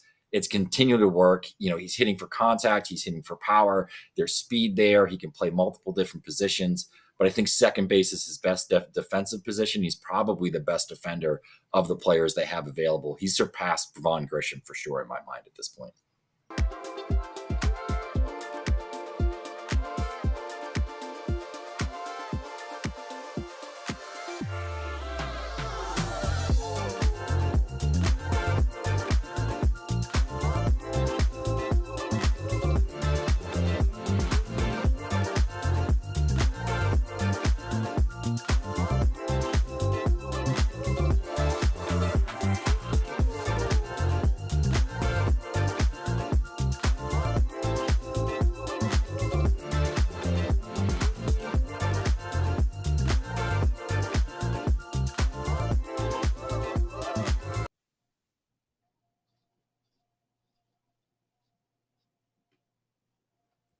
Scotty, unhit your mute. I'm not hearing you. But what Scotty was saying was Mike Petriello from the new school, Jeff Frye from the old school, and somebody's going to step on somebody's lawn with these two guys here. Scotty, are you back? Are you ready to go? If not, let's just take it away. It's going to be us three today, all right? So hope you guys brought your lawnmowers. I don't want to talk to Scott anyway. Mike doesn't want to talk to Scott. Jeff, do you want to talk to Scott, or would you rather talk to AJ? Because they're muted right now. Yeah, man. You're fine with me, buddy. I don't care. It doesn't matter to me. All right. So we'll start with you, Jeff. Just from an overarching 30,000-foot view, what is your biggest gripe of the current game right now? Statistically, how things are coached, whatever it is.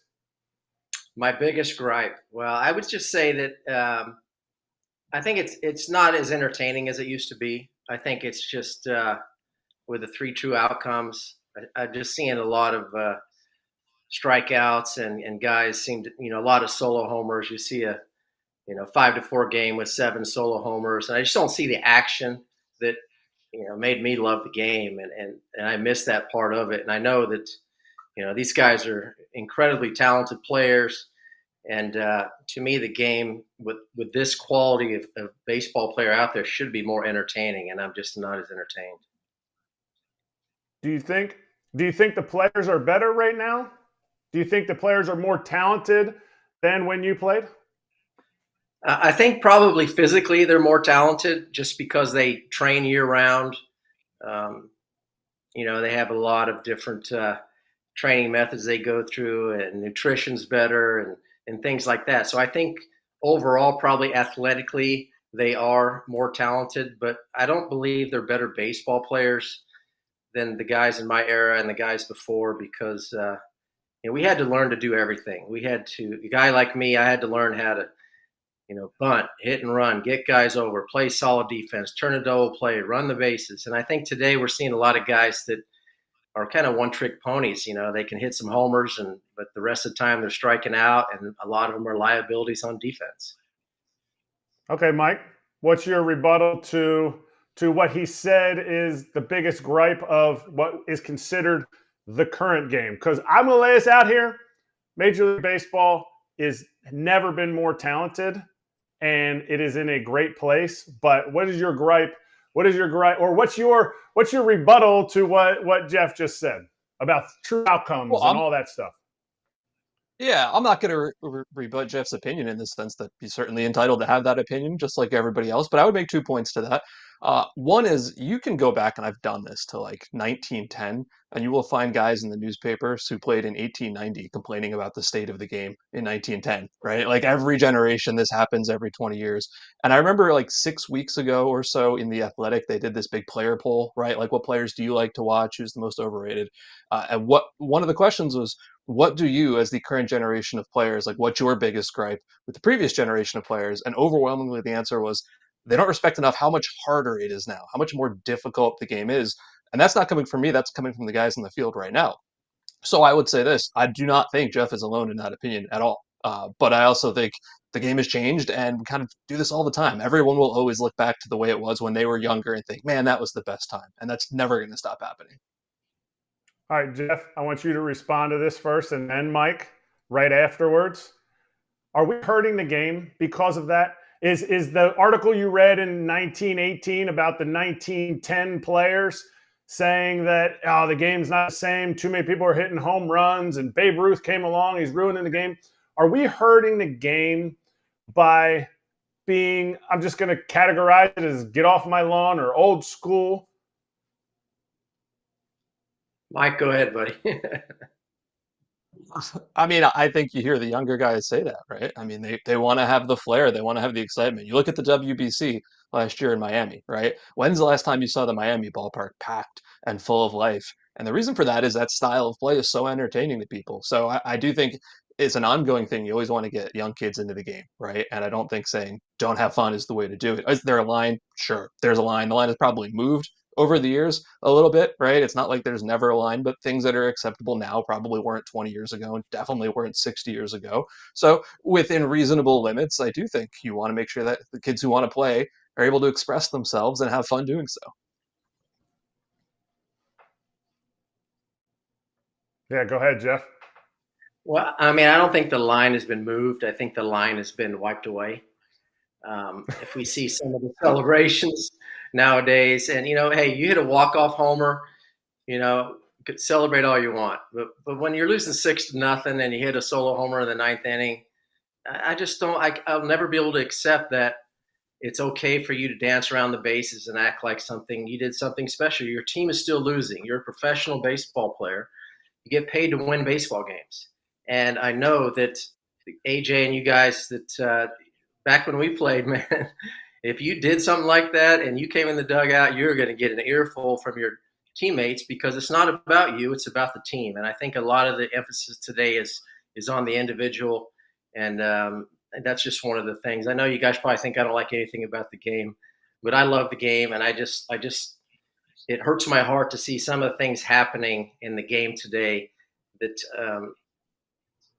it just makes it hard for me to watch. If it's hard for me to watch something that I love, then something's wrong with it, in my opinion. Yeah, no, and like Mike said, everyone's entitled to their opinion. That's why we're here discussing it. Jeff, you just talked about winning and winning the game. That's the whole point. And to me, a lot of these, how analytics and stats and how we're coached is to win the game. Yes, we could argue about like your bat flips and all that stuff, but to me, bat flips aren't winning or losing the game. So, Mike, I want to go to velocities, and I want to you have delved deep into the velocities in the game because it's about winning the game. If you throw the ball harder, tell me if I'm incorrect, you have a better chance of striking somebody out. Not saying guys didn't throw the ball harder before, but we have charts. You've posted charts on your Twitter about just how much the velocity has improved. And to me, it's what Jeff is saying. It's to win the game. And this is how you can win the game at an easier clip. Yeah, absolutely. And I should say quickly too, we talk about all this velocity in terms of fastballs. It's also breaking balls, right? The rate of breaking balls thrown 85 miles an hour or more has doubled between 2008 and 2024. Like, could you imagine when you guys were all playing ever seeing, a 92 mile an hour slider or changeup, which you see now? It's insane. And we know that it matters because you have all of these pitchers openly going out there and saying, I trained this winter, I needed to add velocity. That's what I did. Now, does that lead to more injuries? Possibly. That's like a whole separate issue. But to your original point there, they want to be better pitchers. Guys who don't throw hard generally don't succeed. I know you can point to Kyle Hendricks, guys like that. It's never an absolute. Like, you'll always find some outlier guys. But you can see guys you've never heard of now coming out and throwing 99. This happened to me the other day. There was a guy who I'd barely heard of, a quad A type, and he's throwing 99 and has like a 4.5 ERA. And maybe that would point to you, well, he doesn't know how to pitch, he doesn't know how to sequence, and I won't refute that. That's totally fine. But when the numbers are absolutely saying it's harder to hit when you throw harder, and when the batters are saying, I need to start swinging harder because I can't catch up to all this velocity, and you have Aaron Judge saying things like, I've never seen a sinker that moved like that, because now it's not just velo, right? It's the science going into movement and stream shifted weight. And the batters are saying the way pitchers are throwing and with how many pitchers I have to see, it is so, so hard to hit. I'm not sure how you could argue against that, because at the end of the day, it's not about ruining the game or whatever. It's about these guys want to win. They Erik Fegil goes to this performance facility after, frankly, being terrible for 5 or 6 years, learns how to pitch in a way that works for his body, gets a nice contract, and now he's a pretty good pitcher, right? Like, I think that's awesome. I love that guys are using every tool at their disposal to try to become better baseball players. Do guys have to swing faster or harder to hit velocity, Jeff? No, I think you got to swing shorter and quicker. Is that bat speed? Is that a way that increases? Like, is a short swing faster? I believe so. And I think a lot of guys are being taught this longer swing, so you start your swing earlier and you have less time to make adjustments. And I think that's why we see a lot of strikeouts. And I have a lot of friends in the game, a lot of guys who coach in the game. And, I just asked them point blank, I said, are guys guessing more? And they said, absolutely. And so I think when we're seeing guys strike out at record levels, and you see guys with 2 strikes take a pitch right down the middle and not even offer at it, it's because they're sitting on a pitch and they have one objective, and that is to try and hit that ball hard in the air with 2 strikes. And they're not worried about adjusting. If they get that pitch, there's a good chance they're going to smoke it. But a lot of times they don't get that pitch and they walk back to the dugout like it's no big deal. And that's just something that didn't happen. It used to be that, once you got to 2 strikes, the AB was pretty much for your team. Now you got to battle. You got to make that pitcher work, anything you can do to get the ball in play. And oftentimes in those situations, you're shorter and quicker and you still drive the ball. And so I think that's one of the bigger differences I see in the game. It looks to me like a lot of guys are up there guessing for pitches. And to Mike's point about, all the pitchers are throwing harder and stuff like that. I know, nobody seems to give credence to the new radar guns, that read the ball out of the hand. And we all know from the information we've seen that the ball is going to lose velocity. So if you're 100 miles an hour out of the hand, what is it in front of home plate where they used to measure it? Because I remember facing guys like Kevin Brown and Randy Johnson and Mariano that were 95 to 99 miles an hour, and that was being registered at home plate. And AJ, you guys know that anybody can time a good fastball, man. You got major league hitters can time a speeding bullet, and if guys are just rearing back and throwing it down the middle, major leaguers are going to be able to hit that pitch, in my opinion. All right, Mike? Well, I mean, I think it's clear I'm going to disagree about the radar gun part of it, right? Like the chart that they put up is just based on 2008 to now, where everything's on the same scale with the same, like, it's clearly going up this, right? The red right there, that's percentage of 4-seamers and sinkers, 95 miles an hour. And I don't know how that could be disagreed with. And as far as comparing it to like the old radar guns, yeah, like that's probably true. That was measured, closer to the plate. I don't dispute that. It's just that there were, as you all know, many kinds of radar guns over the years, right? Like the hot guns and the cold guns, and you've got some human error about whether they're pointing at the plate or a couple feet in front of the plate. And either way, there's no actual database to go look at. Like, I could not go tell you right now what, Mariano threw in 2002. That information just isn't there. You've got just sort of snippets of guys who wrote in the newspaper or remembered things. So it's not really much of a comparison point. But like, again, even within this context of the last 16 years, with the same technology, it's up, up, up, up. And I'm just not sure how we could say the guys from 50 years ago who are not trying to throw with this kind of velocity and in many cases weren't as big and strong weren't throwing as hard. I'll say there's outliers. I don't want to act like nobody threw 100 till 2008. I don't believe that's true. Do I think Bob Feller threw 100? Sure. But, not like 117 as he claimed he did. No, I agree with that. And, I faced Randy Johnson in 1992. He struck out 18 guys in 8 innings. He threw 163 pitches. And after the game, Tom House was walking around going, he was 97 to 99 the entire game. And that was 1992. It's 32 years ago. Okay. And so we all know Nolan Ryan threw incredibly hard. J.R. Richard, there's a lot of guys that threw harder. And now I agree that there are probably more guys today throwing harder.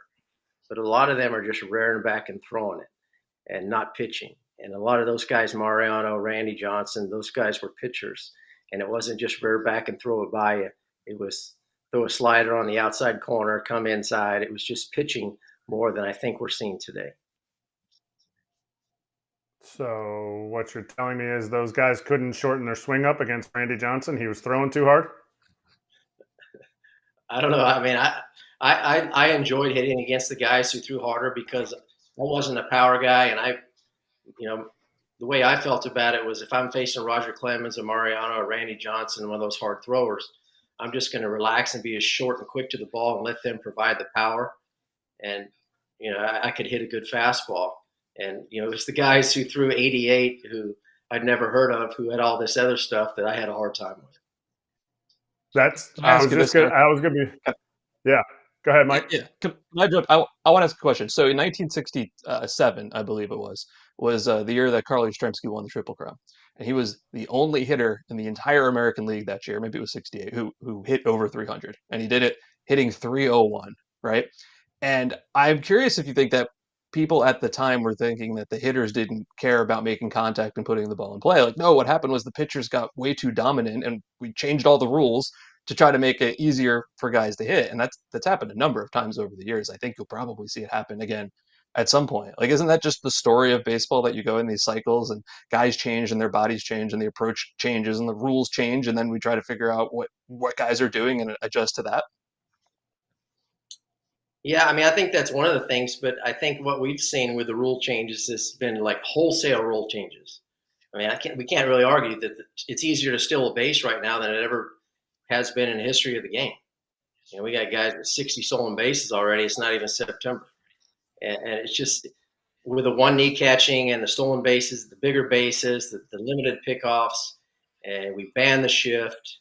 It's just, if these guys are so much better than the guys from my era and AJ's era and Kratz's era, it's like, why do we keep changing the rules to make it easier and the guys still can't hit 250 as a league? To me, it's because they've been convinced, kind of brainwashed by guys upstairs, that we don't want you to shorten your swing with 2 strikes. We want you to try and hit the ball in the air and do damage because it's too hard to string together multiple hits in an inning. So we're just going to go for the solo shots and the home runs every chance we get. And I think that's taken away from the overall beauty of the game and the excitement of the game.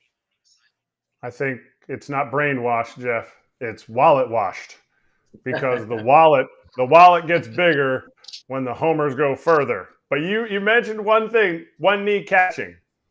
I think Mike, did you work with a little bit of one knee, like investigation stuff? Yeah, mostly JJ Cooper. I did a lot of that. And I know we have 2 catchers right here on this show, although maybe only one of you has a microphone that's working. But yeah, I would argue this, right? They do this because it works, and the rate of passed balls is not anymore now. Wild pitches and passed balls, right? Missed pitches. And when you see smart catching people like Tanner Swanson from the Yankees, or Jerry Weinstein, who's a Rockies catching legend, as I'm sure you guys all know. And they're saying, yeah, this works. Like, we want our guys to do this because we can frame pitches better and help our pitchers. And we're not going to have more balls go to the backstop. And yes, we might have more, guys stealing, but as Jeff said, the rules have changed to make that, much more difficult anyway. I don't necessarily have a problem with it. Like, it works. The numbers say it works. And then I've also heard catchers recently. I heard one on a show the other day, and I can't remember who it was. It might have been John Flaherty or Caleb Joseph or somebody saying, man, I wish I could have caught with one knee during my career because that would have really saved my knees and kept me fresher and let me play in more games and hit more. And obviously, I'd love to hear your opinion on that, Erik. But the numbers seem pretty clear on this. Pass balls, wild pitches are not up because of this catching style changing. They have made adjustments.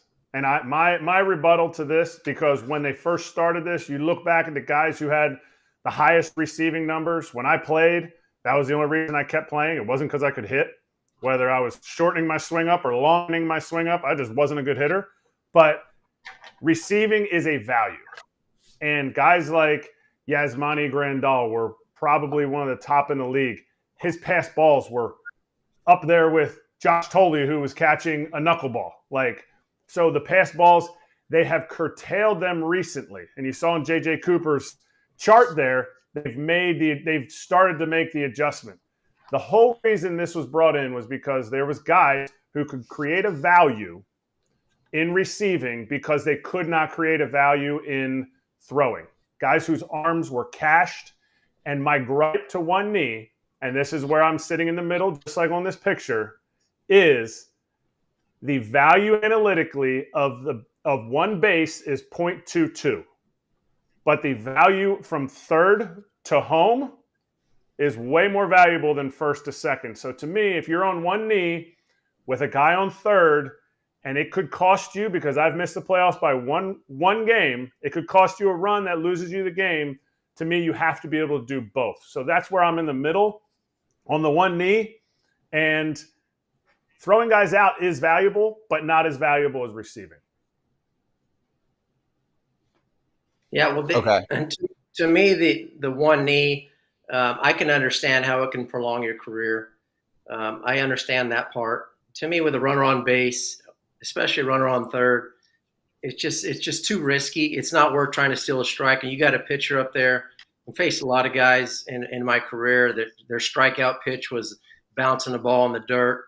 Maybe Steve Finley would throw his forkball in the dirt. A few guys would try and bounce a ball in the dirt with two strikes. And to me, that limits what they're able to do in that situation, because they have to not be able to be 100% convinced that if they bounce it, the guy's they're going to block it because he's going to try and pick it. I mean, if you had Charles Johnson back there with two strikes, at the end of the game, and you're going to bounce a curveball, you're pretty sure he was going to block it.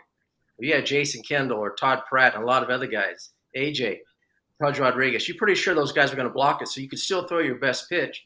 But now these guys are not – they look like middle infielders or first basemen trying to pick the ball, and if they miss it, it's, oh, well, we lost the game. And to me, there's no way it's worth risking losing a game with a winning run on third and being on a knee with two strikes. We'll never be able to accept that that's okay. What if doing that doesn't make it more likely there's going to be a pass ball? I think if there was evidence that clearly said that, then I'd be totally with you. And we're just not really seeing it. And also, you want the guy to be able to get the strike on two strikes too. Like, that also helps your pitcher. Is kind of the data way of thinking about it. Well, I mean, I know what your data says, Mike, but I just don't see how it's possible to block a pitch easier on one knee. I mean, ask AJ and Kratz. I don't know. They probably never did that in their career because nobody did it back in those days. But I think it's all going to be a moot point once they put in the robo strike zone, because once you can't steal strikes, then what's going to happen to the one knee catching? And I don't know I'm sure you guys saw Hosmer's interview with Salvador Perez about when he got to training, and he was told that 83% of catching is framing, and 12% is throwing, and 5% is blocking, or something like that. And he said he didn't block a ball in spring training for a month. So the guys aren't even working on a lot of that stuff. They're just trying to pick it like infielders. If you like this, I don't see anything Eric Hosmer says because he has blocked me on Twitter, which I think you'll get a kick out of. I also don't think we're ever getting to full robots. I think the challenge system is Yeah. probably coming in. So framing will always be a value. Challenge. And I agree. Yeah, I totally missed that as well. I don't see much, from that show, unfortunately. But okay, I'm going to jump in here to finish this off. So I was excited to bring you guys together because I see back and forth with two people that obviously have a lot of action going on social media all the time. I know Mike for a long time. I've worked with him back in the day for years. So I want to queue up one tweet here that just kind of brought you two together. And that's why I'm like, hey, cool. We have this show. Like, let's bring two people together that see baseball differently, that love the game, and let's talk it out. So Jeff was like, this is for the everyone throws 100 crowd. And I know we touched on this a little, but just to kind of finish and get last statements here. The reason batting averages are so bad is because hitters are trying to lift the ball, not cutting down their swing with 2 strikes. Sorry, you refuse to see it because it's painfully obvious to the rest of us. Mike said this is objectively false. We now have data that clearly says hitters are cutting their swings down with 2 strikes, perhaps to their own detriment. Bat speed before 2K, bat speed with 2 strikes on them is 70.5 miles per hour versus 72. So, Mike, do you want to explain this one? And then we'll let Jeff jump in here, for a last word as well. Yeah. First of all, no hard feelings, Jeff. I was being salty, so I apologize for going at you like that. Listen, that's what the numbers say, but this is the first year we've got these bat tracking metrics, right? And so there's like so much new information that's coming out. And that, to your point, that was one of the very first things I was interested in, right? Or do we see guys make different swings, when the count is in their favor or not? And from the most advantageous count, the 3-0 count, to the least when they're down 2 strikes, it's like a 5 mile an hour difference in bat speed. And like that's enough that it can't possibly be a fluke. And so when I saw that number, it was really interesting to me that almost every single guy in the majors, and I think Jesse Winker for some reason is the outlier here. He swings harder on 2 strikes. Everybody in the majors cuts their swing down on 2 strikes. Now, is that because they're protecting the plate? Is it because they're seeing different kinds of pitches? Could be a number of things. I would actually argue that that's one of the most underrated parts of being down 2 strikes that we've never really thought about as much before, which is just that if the pitcher can make you come out with a worse version of your own swing, that's huge, right? That's now you're in the guy's head. He's not coming out there giving you his A swing. That's what those numbers show.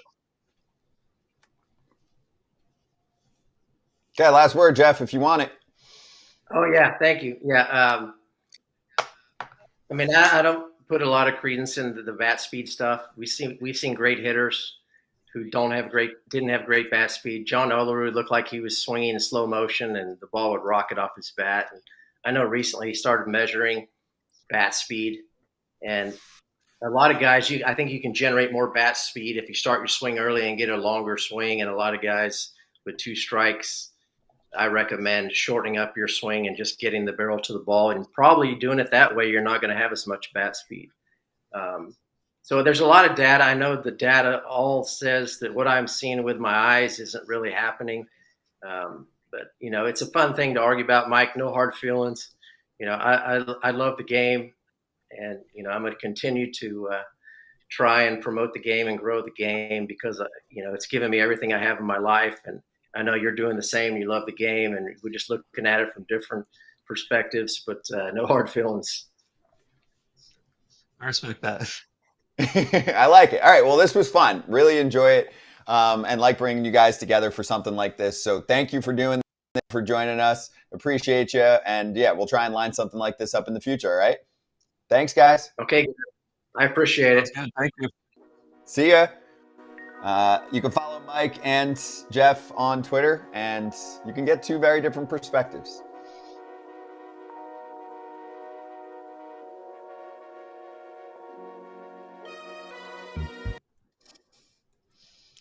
That was cool.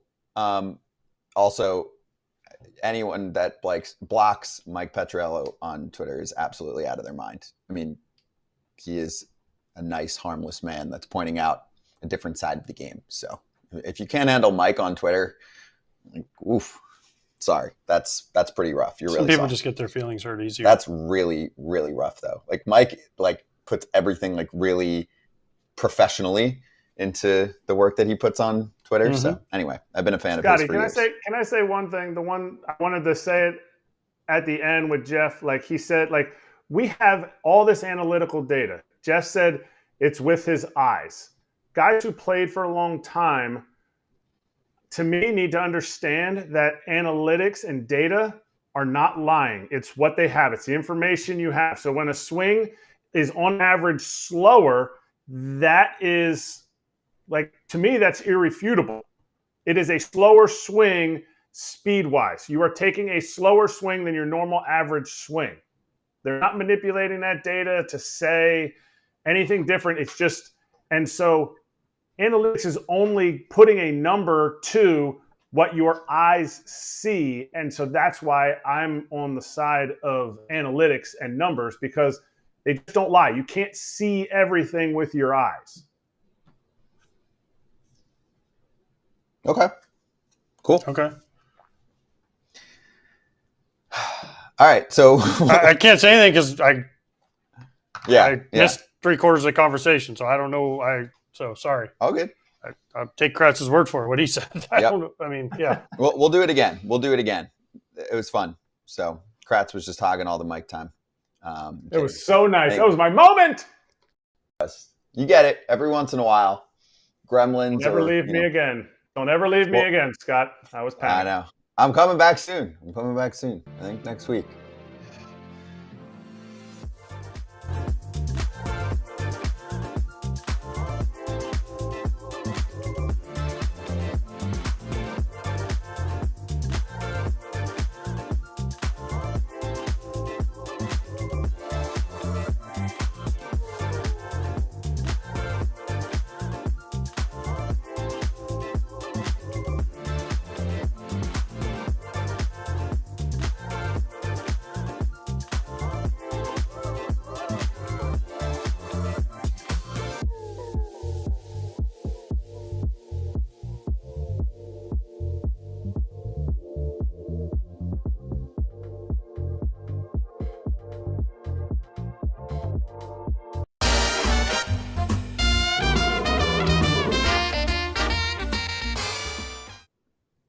BetMGM locks. We'll look at yesterday quick and then flip right to our picks because we're getting tight on time.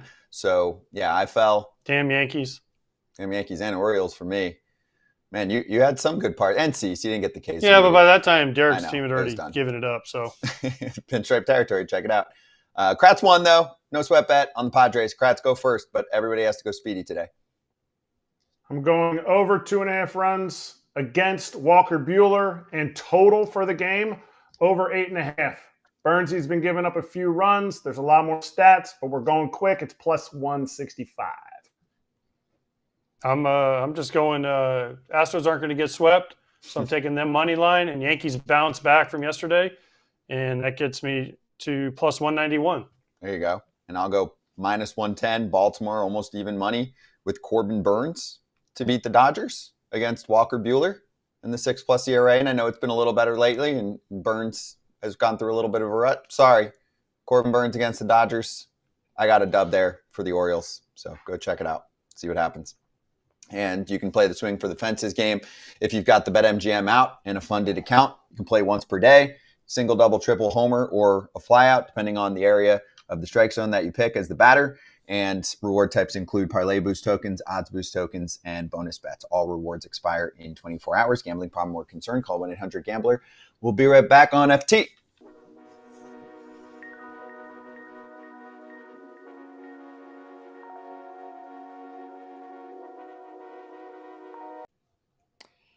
I wouldn't say it happens on a day-to-day basis because it was quite unusual to see a 2-time Cy Young winner out there as long as he was, and even Jordan Montgomery, a World Series hero, out there as long as he was.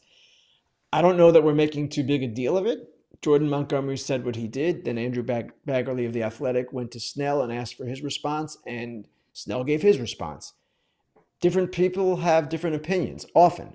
Montgomery feels that Boras botched his free agency. Snell feels that Boras did not. And they've made decisions along those lines. Montgomery left, as you said, AJ, and Snell stayed.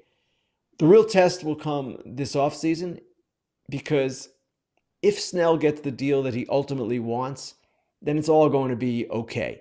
He got $30 million this year, a high AAV, and ultimately, let's say it's, I don't know, 180, whatever the number might be, then everything will be fine in his world.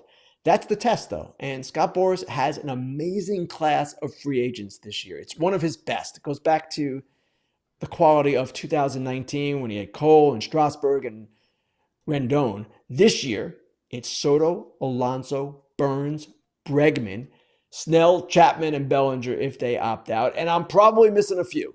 So it's going to be a big winter for him. And yes, with those particular players, the ones who were part of the Boras Four and didn't get what we thought they were going to get, I feel really confident that he's going to do better. Chapman's having a better year. Snell's having a better year. Bellinger, probably just okay, but he's still a guy that teams are going to want if he indeed decides to opt out.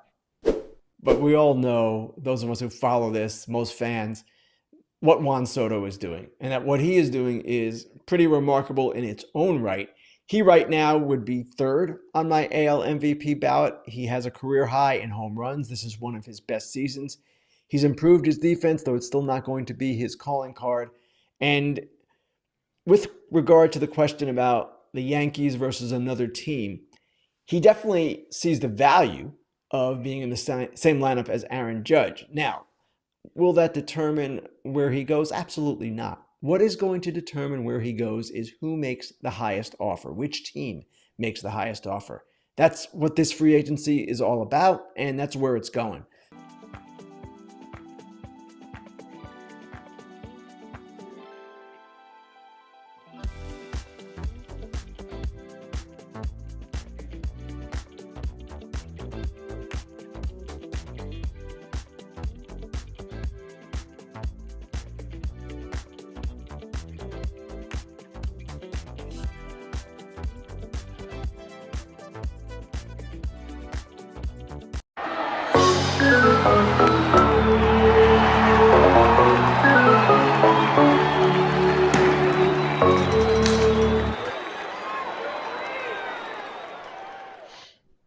Let's slap right to Kratz hats.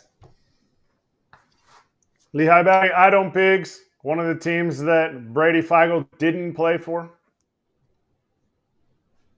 Boom. There you go. An awesome shirt. Shout out. Baseballism. The late, great Tony Gwynn.